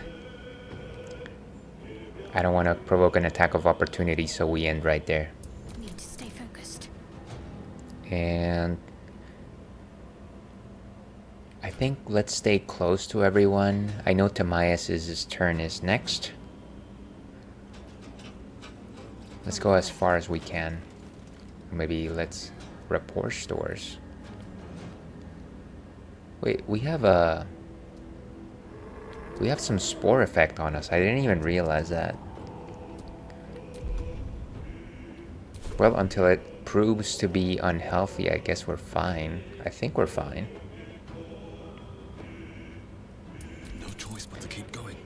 Okay, we're probably gonna have to dash as much as we can. Let's go for the front lines. We're gonna be like stuck at a bottleneck, and then Shadowheart and Asterion are gonna be taking pock shots at everyone. I think that's the plan. Where's... Yeah, so let's dash. Nature's Wrath, no.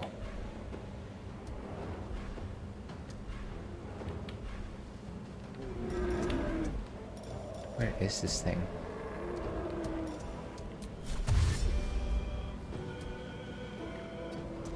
Let's go over here. And I think we could compel duel. I'm not sure. Only attacks me. I actually don't need that, to be perfectly honest. Shield of Faith, protect the creature from attacks, increasing its armor class by 2.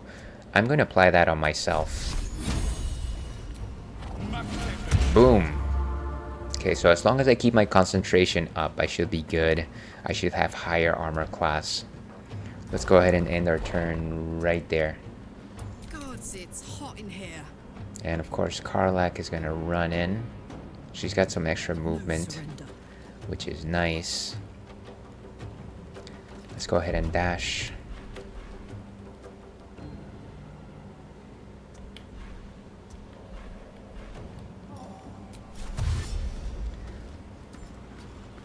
Okay, cool.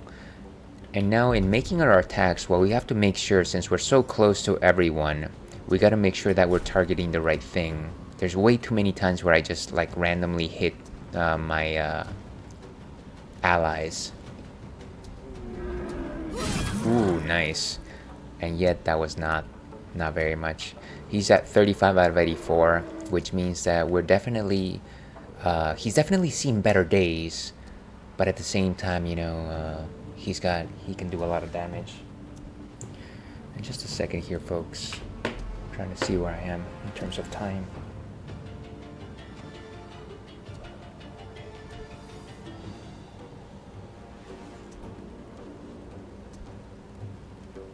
And sorry, just responding to a message.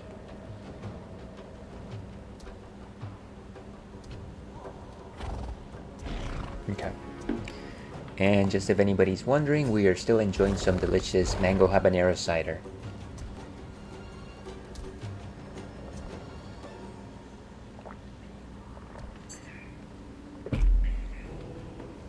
Okay.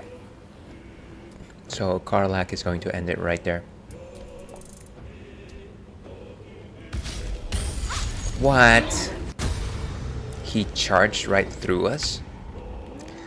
I had no idea that he could do that. You know what? We're gonna put this puppy down. And by puppy, I mean Minotaur. 88%. Let's do it one more time. Do it, Asterion. Ooh, critical hit. Nice. He's only at 7.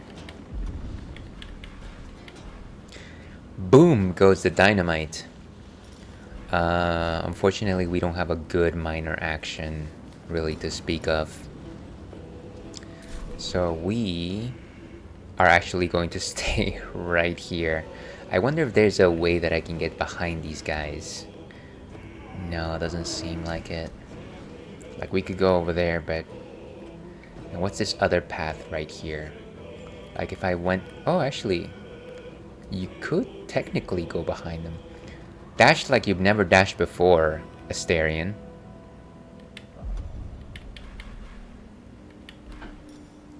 He has a minor action for dashing. He has the gift of dashing. Let's go all the way over here. We might be able to take pock shots from this side. Now let's hope that there's no more Minotaurs on this side. Now Lucy, I don't told you, no more Minotaurs. That was the worst impression of Desi Arnaz anybody ever came up with. Rest in peace. Okay, protection. Oof. That seemed like a massive hit. So it's Karlak's go. Somebody needs to... Oh wait. No, whose go is it? Huh. I think it's we're talking about Darth Maul, yeah. So Darth Maul is gonna go against this Minotaur, and we're gonna smash his brains in. Nice. And Darth Maul once again pulls through. He's still got some movement. We can actually go back. Okay, let's end our turn there. Got to keep fighting. Let's move over here. Actually, maybe I don't want to move that closely. Maybe like right here is fine.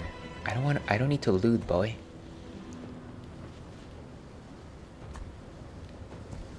Okay, I think right here is probably fine. Oh my gosh, I don't need to loot. Stop it.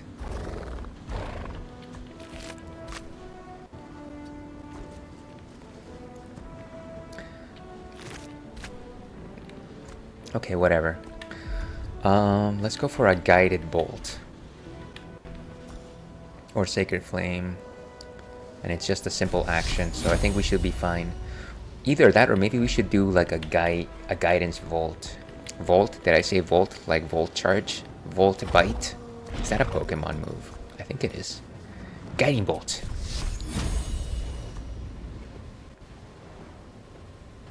And let's go for it. It takes one class 1 spell slot, but we'll do it. Ooh, nice. Okay, and so we end turn.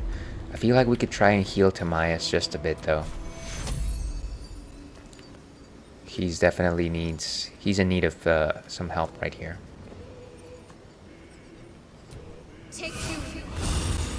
Nice.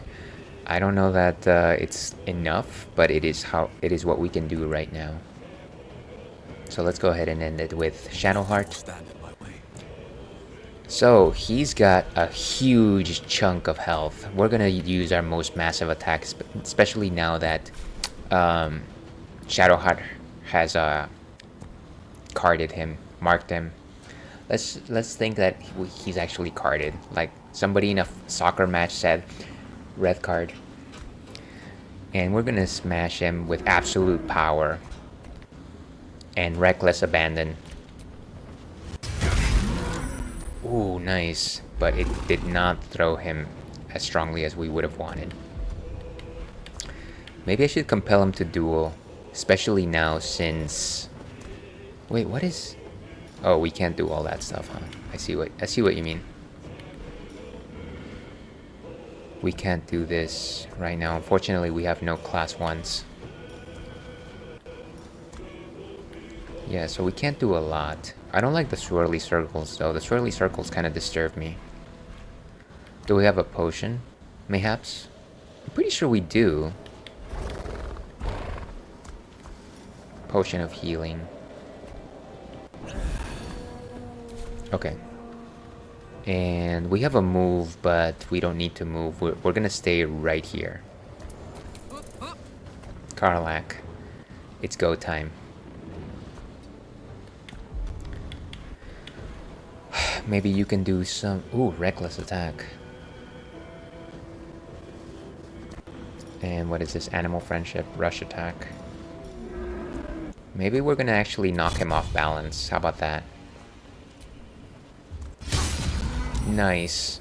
But he's still standing. That's crazy. And we got a small action left. We can do a offhand melee. Nice. Okay, so he's a little bit below 50% health right now. I think we're good. That'll be all, Karlak. That'll be all. Okay, so it's Asterian's go. And you know what we're gonna do? Can we actually do a sneak attack from all the way over here? Ah, so close and yet so far. Let's run around. Let's do the old run around.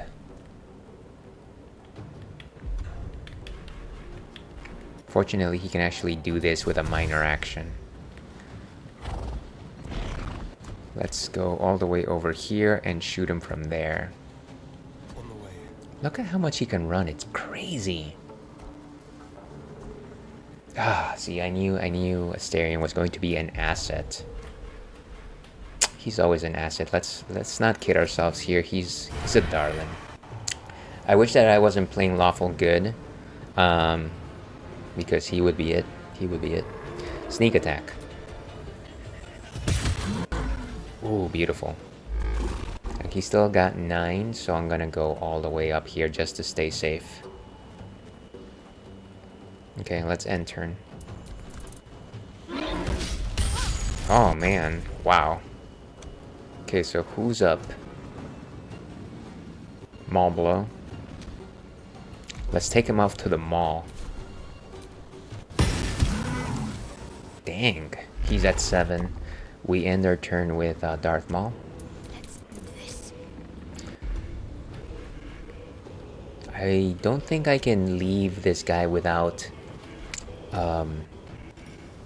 getting smashed in the face, so I might just go ahead and try a main hand attack. And we've got a good weapon anyways. Boom! Oh man! Lame. Unfortunately, we can't run away because it'll provoke an attack of opportunity. Is there anything more we can do here? I could do Sanctuary on myself, but I don't want to waste that level 1 spell slot when the battle is almost won. We're gonna end it right there. Time to push my luck again. Okay. You, good sir, are going down. I'm pretty sure I can take him out with just a main hand attack, so let's go. Oh, wow. 1 hit point. 1. And we got ads starting in about 3 minutes, folks. You've been warned. Once again, you've been warned. I'll take a quick break at that point. We'll find something else to drink, and then we will be back. But let me try and finish this guy off. What if I shove him? What if I shove him? You think that'll do anything? Too heavy to shove? Of course he's too heavy. Let's end it right there. I got this. Okay, Karlak. You need to finish him off right now. Take him out, Karlak. Yes! And that in itself is worth a drink to your health.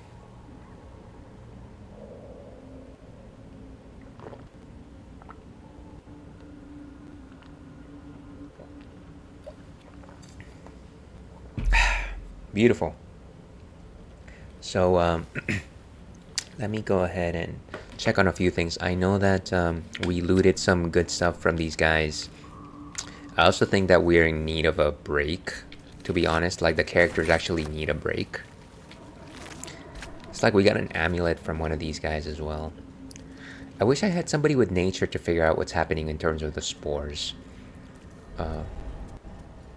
Darth Maul is gone.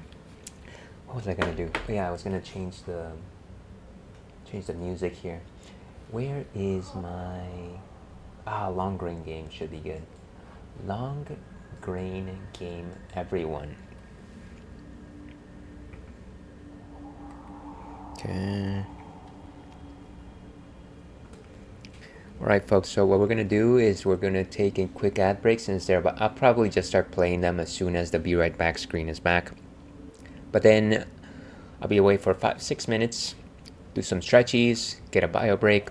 I suggest you do the same, and then after that, we will be back with more Baldur's Gate 3.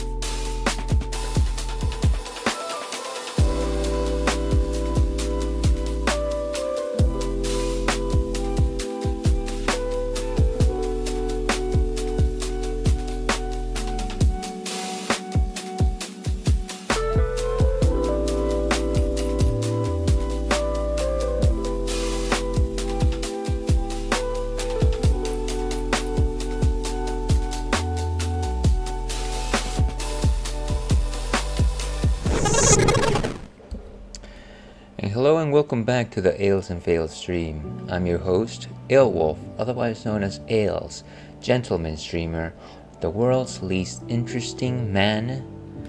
And let's go with Mama Ales, baby boy. And happy Friday, everyone. Welcome back. Thank you for stopping by today. We are, of course, playing Baldur's Gate 3 in a little nook of the stream we like to call the Modern Speakeasy, where we play modern games, generally persistent campaigns, and we have at it, and it's a good time. So, friends, of course, our friend Churro is over there. Let's actually wake him up. I generally like to save this for raids, but you know what? I think he needs a little bit of a treat.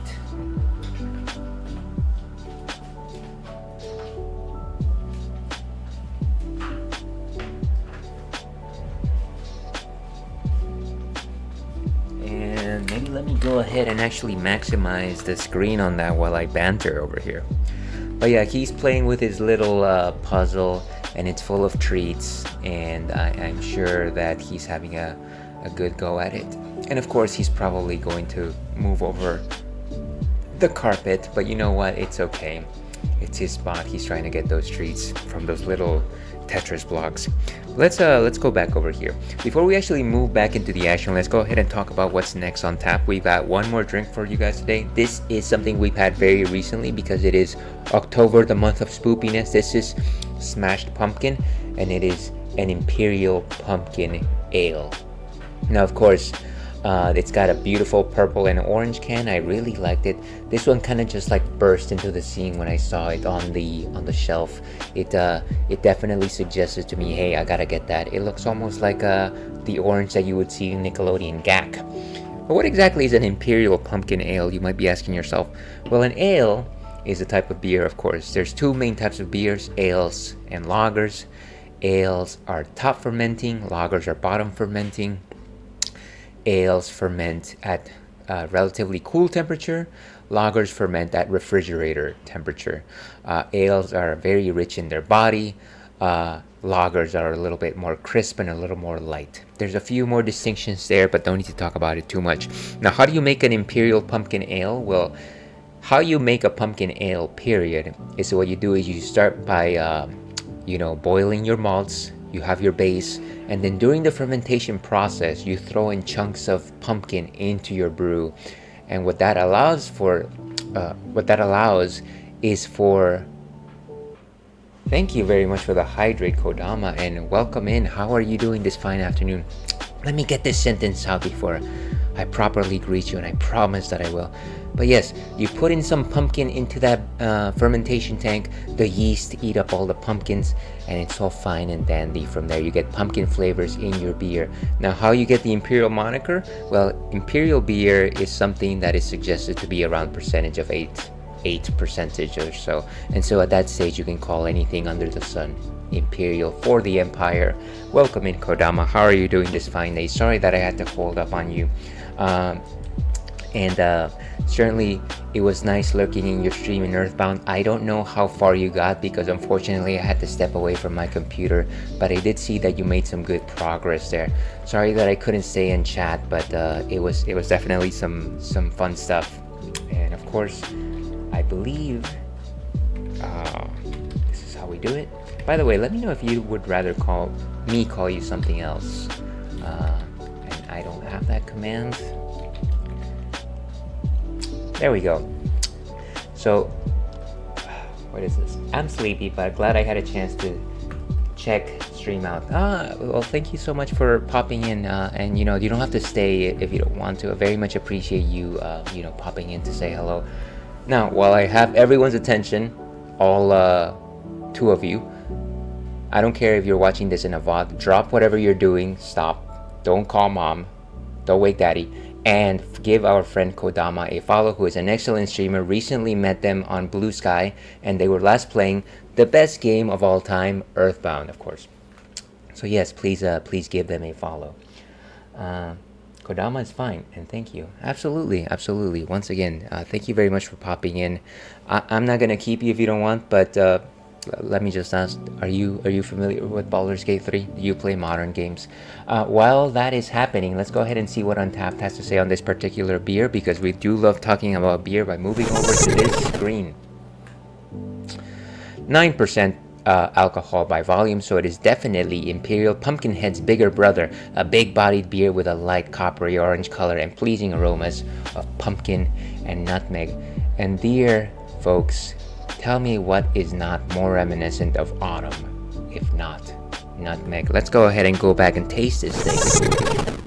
I have played it. Game is really good. Yeah, I very much enjoy it a lot. This is actually my first playthrough, and I'm still kind of getting the hang of it. I'm playing on the PlayStation 5. I know that most people play it on PC, so there's definitely a learning curve when it comes to using the controller for it. But I think slowly I'm getting the hang of it. I'm still in Act 1, so I still haven't made great progress. But I gotta tell you, I'm enjoying every second of it. And as you can see, it is an amber colored, orange I want to say, maybe some browns, maybe some caramel colors there. A generous head. In terms of a nose, you can definitely sense the smell of like fresh pumpkin chunks. I can't sense any spices yet, or maybe I can. Famanel Livier.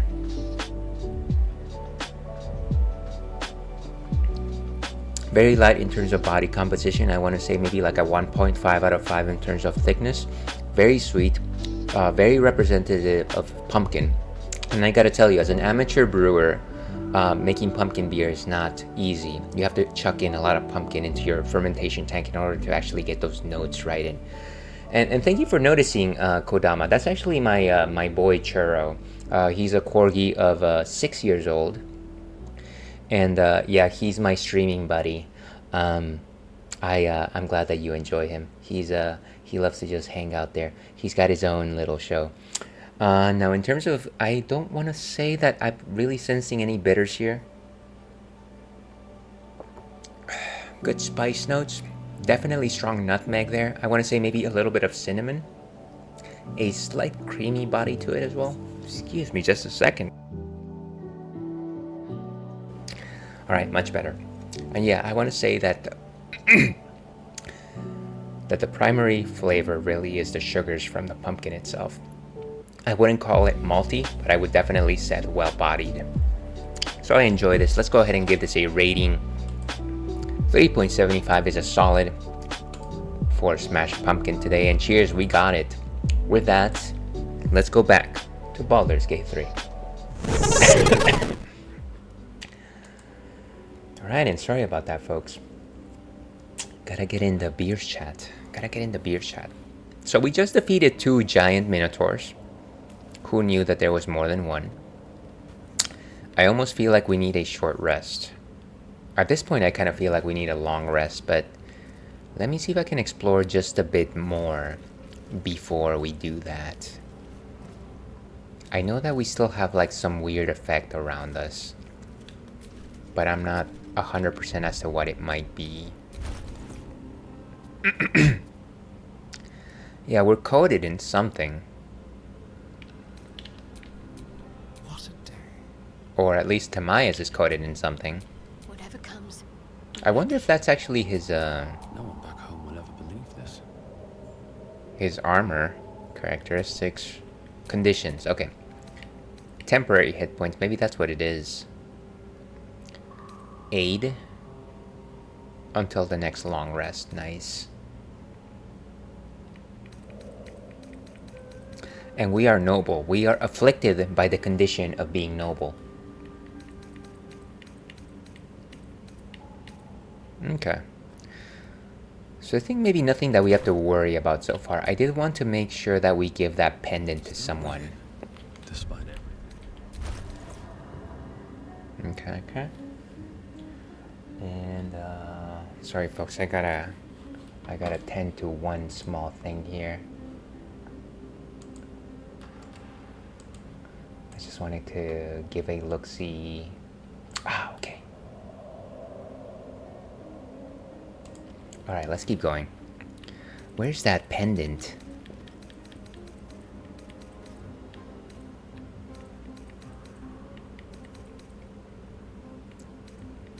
Oh, I think I took it with Shadowheart. I think that makes sense. No, that's not it.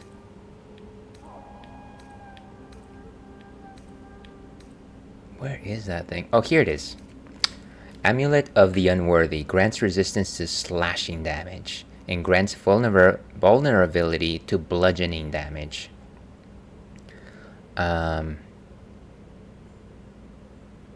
Okay, so I might actually have Shadowheart wear this. This is actually very good There is work to do. since it gives her extra defenses. Either her or Asterion. Everything for Asterion. Okay, protection from evil and good. Yeah, I don't think we need that right now.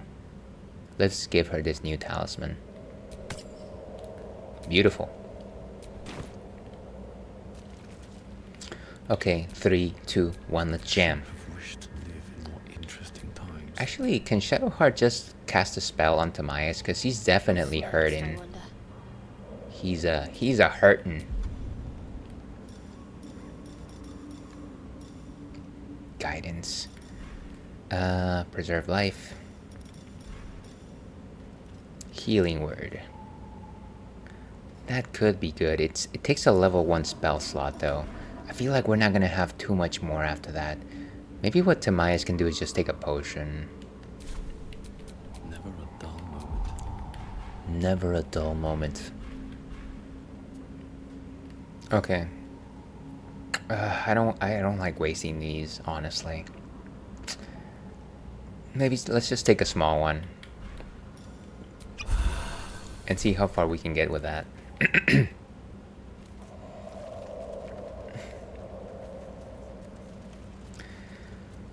Okay, so we made it past this bridge. I wonder if there was anything below here that we missed out on, though. And that's another oil barrel, of course. Bone cap. And of course,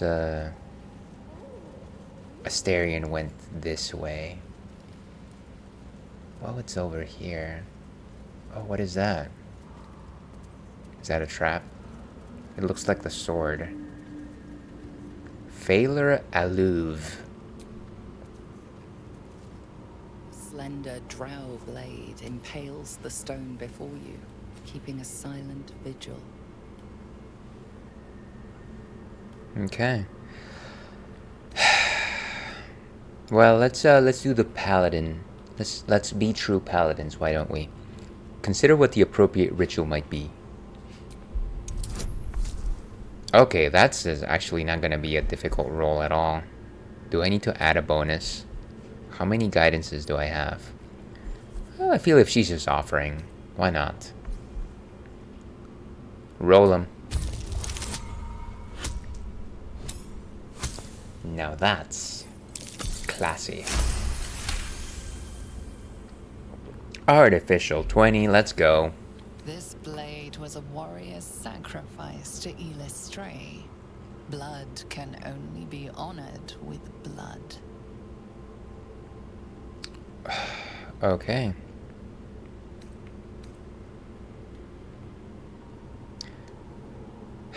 I feel like the right answer is to shed a few drops of blood. But I'm going to use my strengths on this one. And by strength, I mean paladin charisma. I need to prove my worth. That's not gonna be hard at all, I feel. Let's do it. 3, 2, 1, let's jam.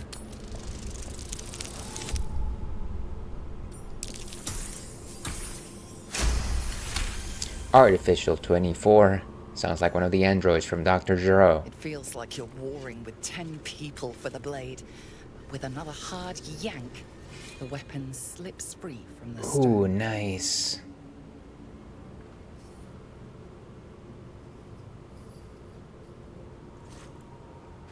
Okay. So we got a Failure Alluve. That's cool. Now if only I was the person that mainly uses, I like to use my hammer. I gotta say, I like my hammer. But this one is a blue though. 1d10 plus 4 slashing.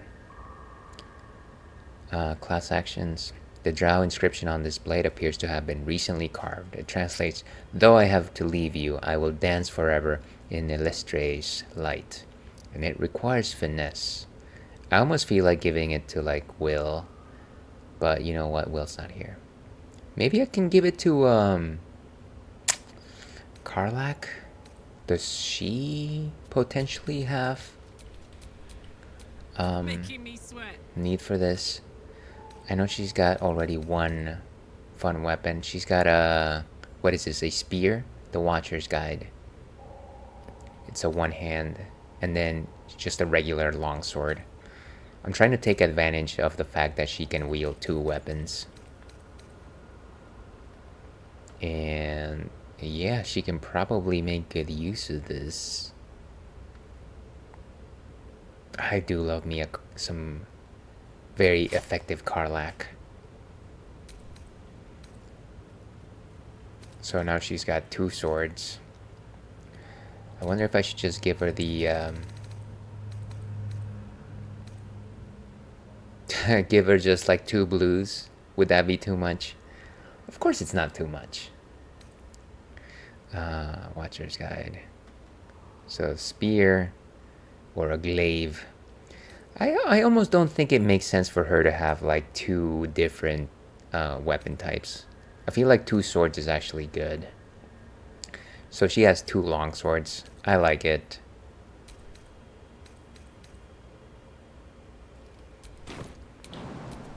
And then maybe somebody else can make use of the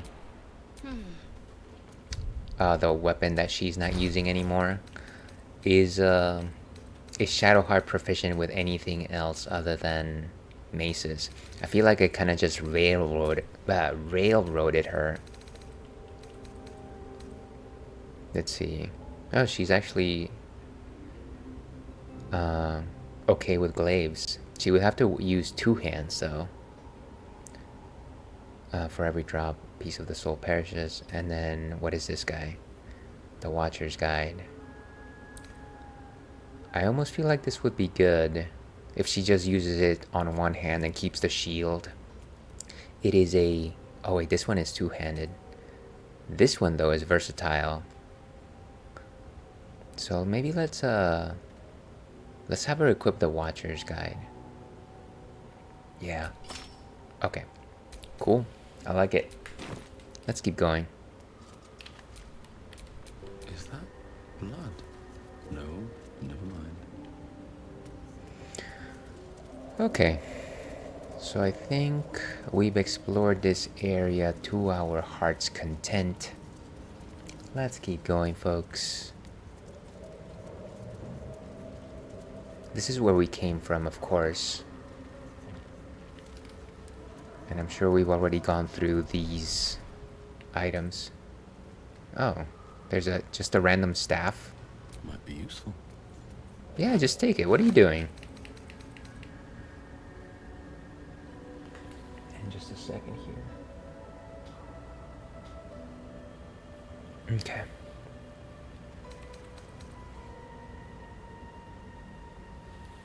And just a minute.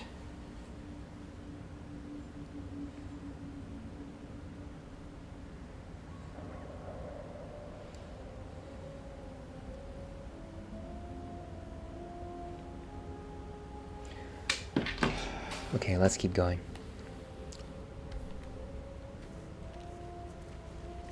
Anything on this wooden trunk? No, it doesn't seem like it. No junk in the trunk, as they say. I don't know why anybody would say that.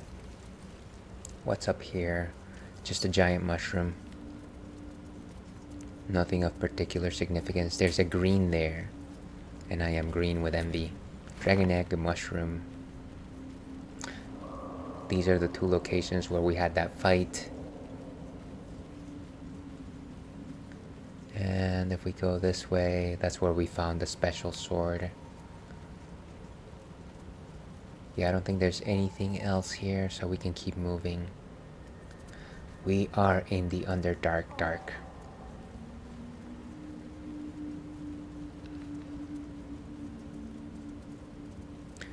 my songs know what you did in the Underdark. I promised I wouldn't do it again, but yet I did. Fallen. Some bone caps. I really hope we don't encounter too many more baddies.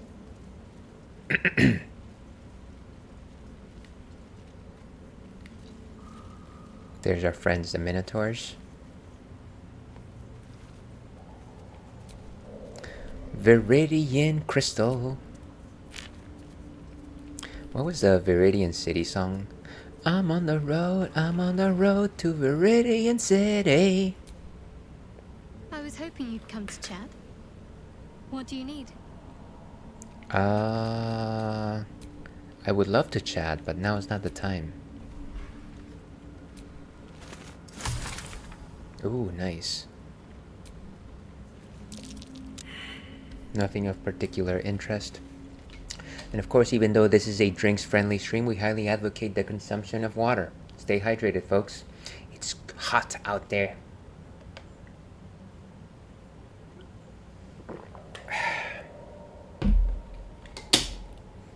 That is high-quality H2O.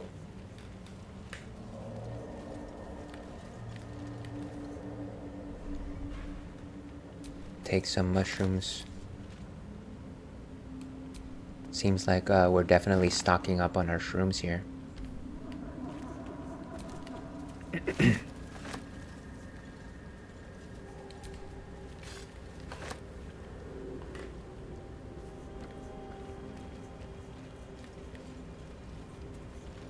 Okay, it seems like it's safe around here still.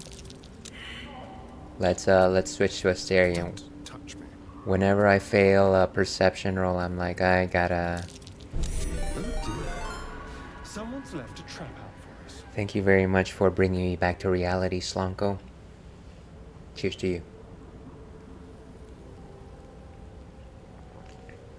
And if anybody's wondering, we are enjoying an Imperial Pumpkin Ale from Shipyard Brewing. And that's a blast mine. Let's disarm it. This, it doesn't seem like that hard of a roll, but you never know. Roll 'em. Okay, at least we get all those bonuses. Beautiful. So it's disarmed.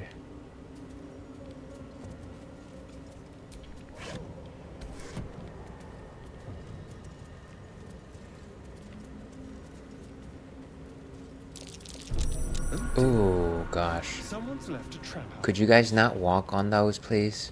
Could you maybe consider not walking on those? I should definitely invest time into like looking at what alchemy can give me, because so far I have not touched that system in the game. Maybe I'm a fool?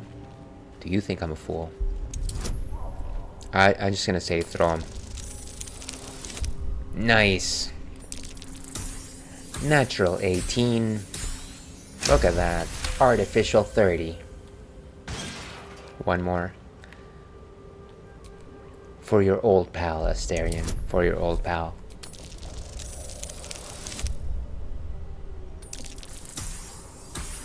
Not too bad. I like it.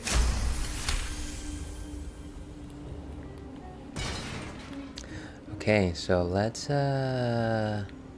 we could either go up or we could go around the bend over here.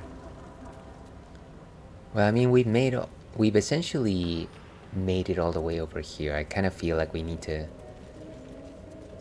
go up.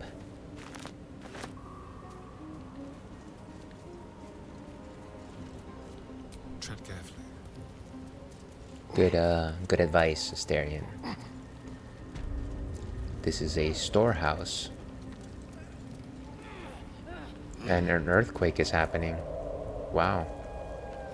Okay.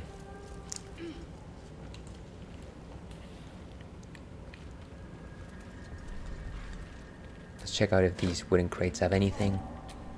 Nothing. Oh, nice. So camp supplies, we definitely need those. Beautiful. But nothing really... Like, unfortunately, we can't go down the path over here. Oh wait, we can. Never mind. I was wrong. This place definitely looks more inhabited. The Black Network's mark. Spies, murderers, and thieves ahead, I guess. Jeez, okay. So friends? Friends? Maybe friends. There's a lot of boxes here.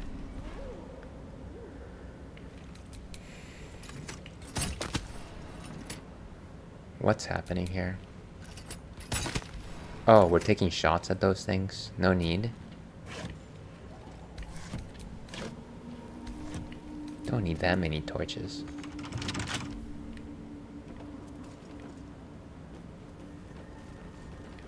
Are these boxes too? There's just a lot of things here. Ooh, nice. Some consumables. Some more thieves' tools. Cool. I sometimes wonder why they give you so many thieves' tools, and the reason is actually they get spent whenever you use them for a roll.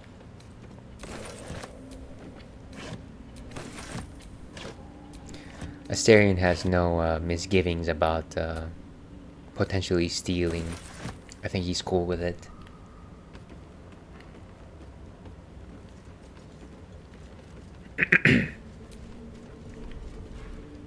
Some glowing gems. The rustic chest. Can we actually lockpick it? Easy. Not too bad. Let's just go for it. Ooh, critical hit.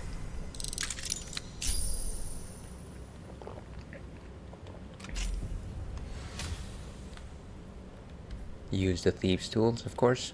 Let's go ahead and open this thing. Some nice arrows. Okay, cool. You know, at this point, I feel like there were many chests and doors that I did not open, and I never realized that you could simply try to lockpick them. Sanctimaius, or Ails, you're a fool. Why would you not think a basic D&D action, such as lockpicking, is available to you at all times? And to that I say, why would you call me a fool? I thought we were friends. Okay. I am stuck here in the geometry. Can I just jump?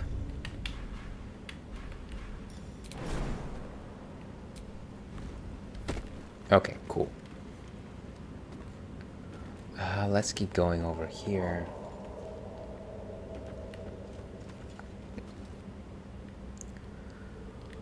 I feel like as soon as I see some enemies up ahead, I'm probably just gonna go back to camp and take a rest, because I do believe that the troops are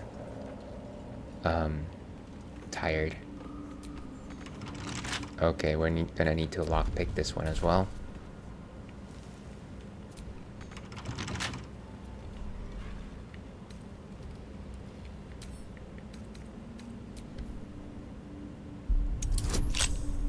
Not too bad, let's go.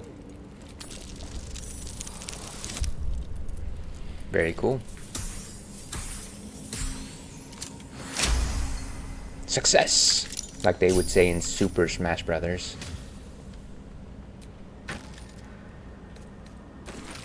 Nice. Nothing particularly of note, but at the same time, beggars can't be choosers. I will take your fish. Fish on a dish, it is my wish.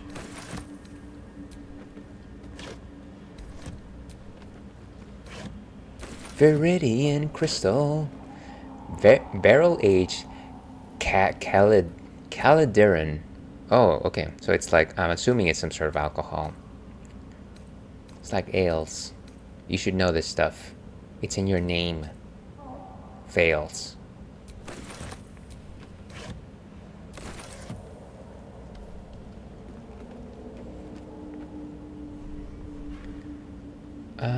Don't need those. Wait, there was something else. Traps. How considerate. So that chest probably has something good. Let's go for it. Disarm it. Ooh, 15. Okay. Here we go. Roll them. Oh, come on. So lucky. Is it still locked? Okay, now the idea is to lockpick it. Peek a look. And shouldn't be that hard this time around.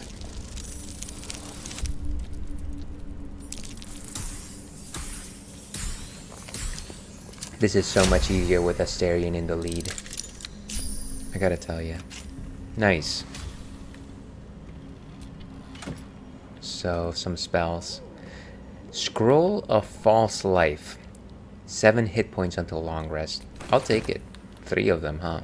Very nice. And this is an elevator. Reminds me of those Elden Ring elevators. Another chest. Oh, come on. So many things that I have to lockpick here. Some more camp supplies. Nice. We were running out anyways. Let's try to lockpick this one as well. Okay, do it.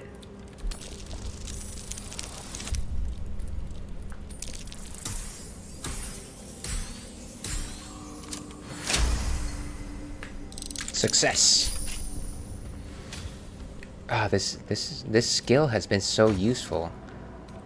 Some silver and some gold. No gold this time, but I still have to say it.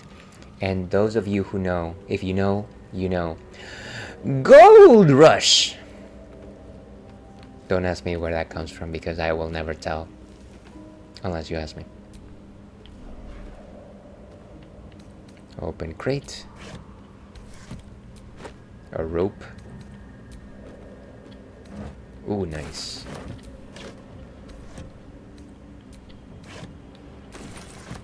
So many cool, so many camp supplies here. It's nice. I gotta tell you, it's nice. It's nice to fill up the old refrigerator. Okay, let's see if we can activate the elevator. Doesn't work. Okay, is there a lever around here or something like that? Maybe we have to activate it from the bottom. You know, from the bottom.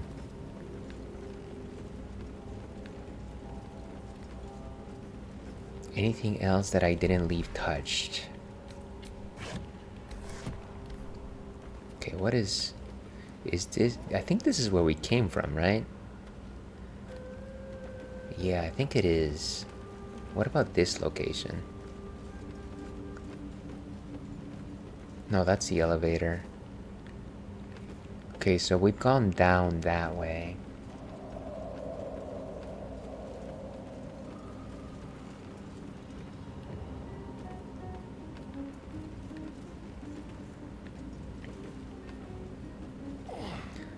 Did we already check these guys out? Yes, they are empty. So nothing of particular significance. There's a crane here, but I don't think we can operate it. Let's go back the way we came and keep down the path. I feel like we'll probably end up back where the elevator was from the bottom, and maybe it only activates from the bottom. Jump on it. Jump on it. Okay, guys. Join me under one banner. Bruce banner, that is.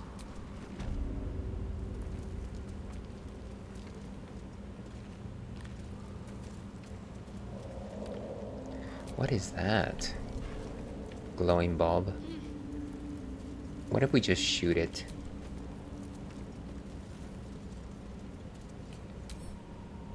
Attack, range attack. Didn't really do anything, unfortunately.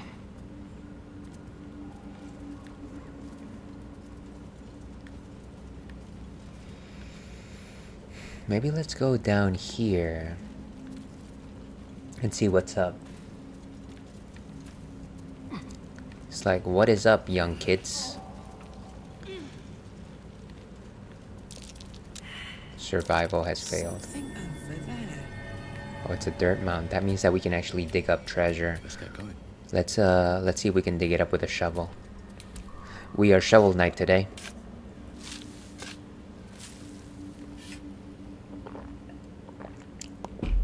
Very nice. Now let's go ahead and open this thing. Ooh, look at this. Some scrolls and some potions. I'll take a look at what these scrolls do later. No point in doing that right now. Known to cause confusion. Best not get too close. Okay, so there's some stuff that exploded on us, is that? Wait, what?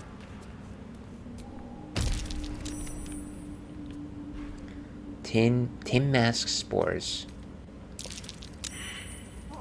Maybe go away from there? What is happening? Jeez. So then don't go that way, huh? I don't think we can risk that again. So that's one path.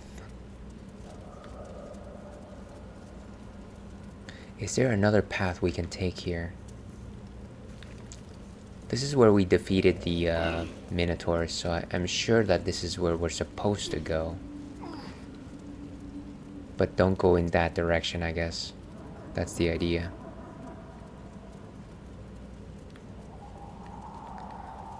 This is the chest that we found. What if we go over here? Wait, what? Was that? What was that? That was at the very least unusual. It's like there's potentially like a mole.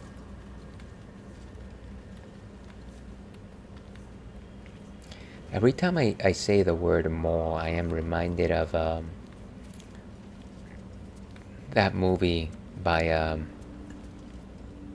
Christopher Nolan, the one in World War II. I forget what its name was.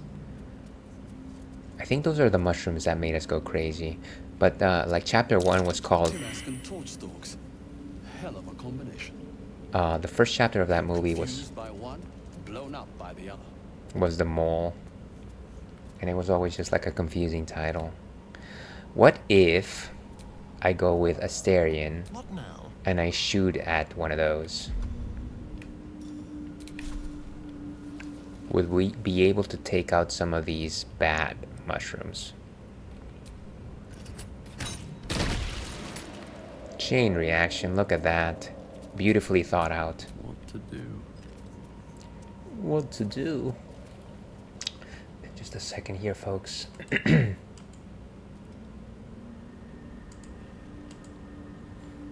Okay. And let's keep going over here. Whoa! I forgot that these are also just explosive. Watch your back.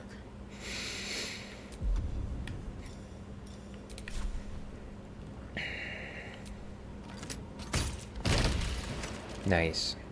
So as long as we got the fire mushrooms next to the hallucination mushrooms, we should be okay.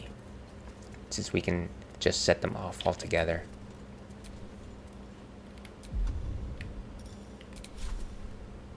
Wait. Don't go too close.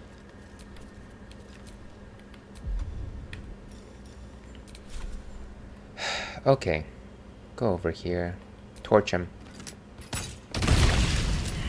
Wait, why did you go so... Oh my gosh. Shadowheart. Get a grip. Get a grip.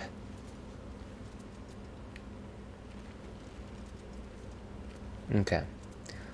So I think we're good here. I think we were up there before. And what is that I see over there? Okay. That is definitely an enemy character right there.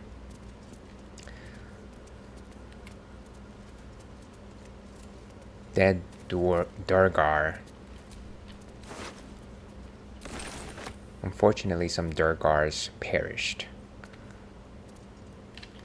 Let's go over... Let's use Timaeus. I've got a long road ahead. Just in case we need some diplomacy. Corpses. These creatures did battle with Duergar. The Duergar battles of yore. I feel like we're going back. But I'm pretty sure we're not. And if I recall my D&D correctly, Duergar are like dark dwarves, maybe? Myconid.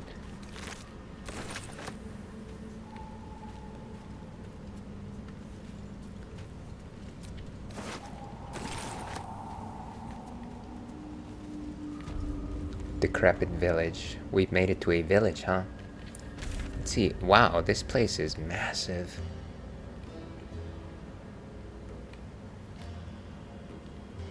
Jeez, okay. What is... This is... Ooh. Okay, and this is where we need to go next. So we're definitely not taking the path that we're going on a side quest.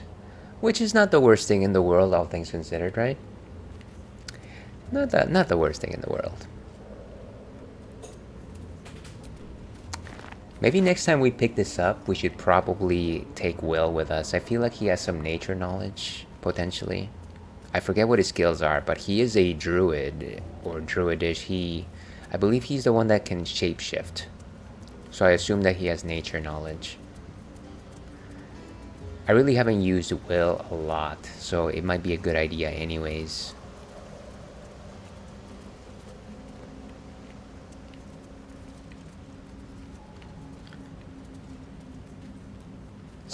What is it? Signpost? Abandoned. The names of settlements are crossed out. Breachstone, Sinkhole, Salson, Lolth, Old Kell, Demons. Oh my gosh, Old Kale is the worst. It's so bitter. So bitter, I tell you. You've been warned.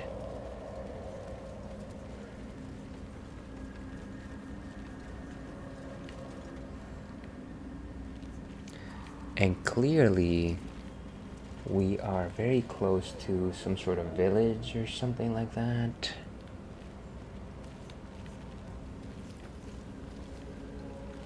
Not quite sure. Looks like an ambush.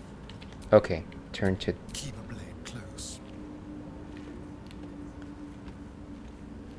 Do we see enemies around us?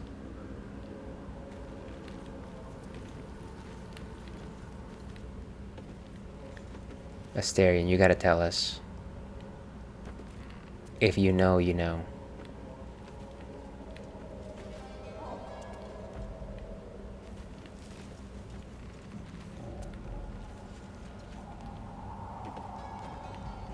Oh wait, I feel like there's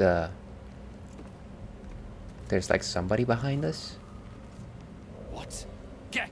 Got someone sneaking up on us. Let's hold up our arms in peace. What's this?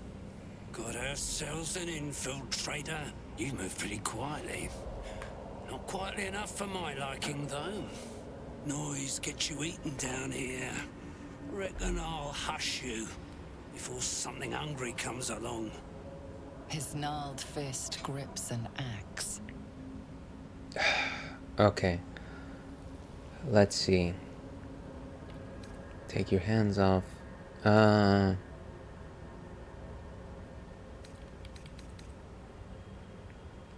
Should I say...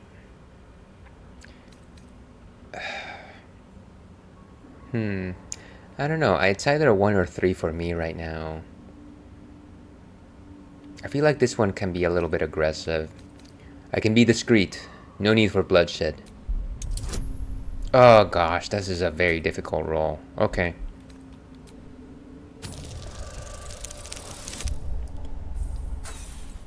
Dude. Yes! Oh, come on. Oh, nice. Complete opposite side of the spectrum. Fine. I'll let you live. Yeah, thank you for But letting me spoil my leave. hunt, and you're dead. You got it. What are you doing here? Told you. Hunting. Slave ran away. Took Sergeant Thrin's boots. Gotta kill the slave and fetch back the leather. Or the bosses in Moonrise will have Thrin's hide.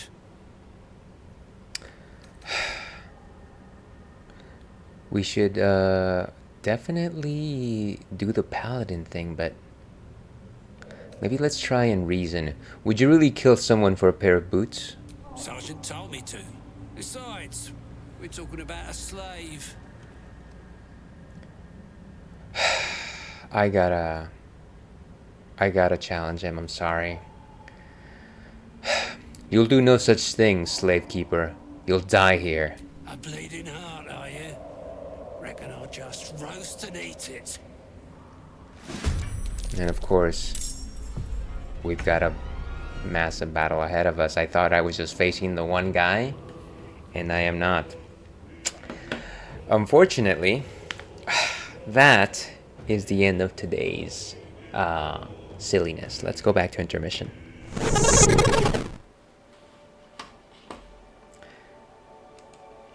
Well, exactly what happened that I don't want to happen happened. I hate to end stream like in the middle of a battle because it doesn't give me the ability to like what do you call it, do housekeeping between streams. And by housekeeping I kind of just mean you know, sell stuff and like get rest and things like that. So I'm kind of like right now I'm wondering, should I do this? Should I just pick it up exactly from where it is? I almost feel like this is not really a good spot, and I feel like my characters are not really as strong as they need to be. I'm gonna ponder that for now, but right now we gotta end stream, folks. Thank you very much for everyone that decided to pop in today. Very much appreciate our friend Slonko, our friend Kodama, John that was here earlier, as well as Rich Lich Glitch, who was also hanging out with us. Very much appreciate all of you folks. Here's hoping that all of you guys have an excellent afternoon, evening ahead of you, weekend, dare I say. If you like what you're hearing, and I have no idea why you would do that, there's a million things that you could be doing instead of watching me play and fumble around. You could be calling your mom, and I'm sure that she would be grateful for it. But if you still want to hang out with me, I stream on Thursdays and Fridays. Thursdays I do retro, and I'm currently playing Donkey Kong Country 3 and Final Fantasy 8. And on Fridays I play Baldur's Gate 3 and Elden Ring, so all the modern stuff. If you want to know my schedule specifically, feel free to follow me on the socials, and there's the socials for you right there. But yeah, before we go, I would like to try and raid out. I think we've got a solid 3, so let's go ahead and try and raid somebody. If you're a simple viewer, feel free to copy and paste this command, and if you are a follower, feel free to copy that one. I should probably copy that one myself. Give me just a second here. And let me find a raid target here. I've been trying to see if I could raid a person that I met recently. Let me see if they are still online. Yeah. And Escapade, or KP, is currently running Hades, which is one of my favorite games. So please, let's go show her some love. She's a new friend, and I would like to make a good impression. But even though that might not happen, let me simply go ahead and end this by saying, stay thirsty, Elpac. We'll see you again.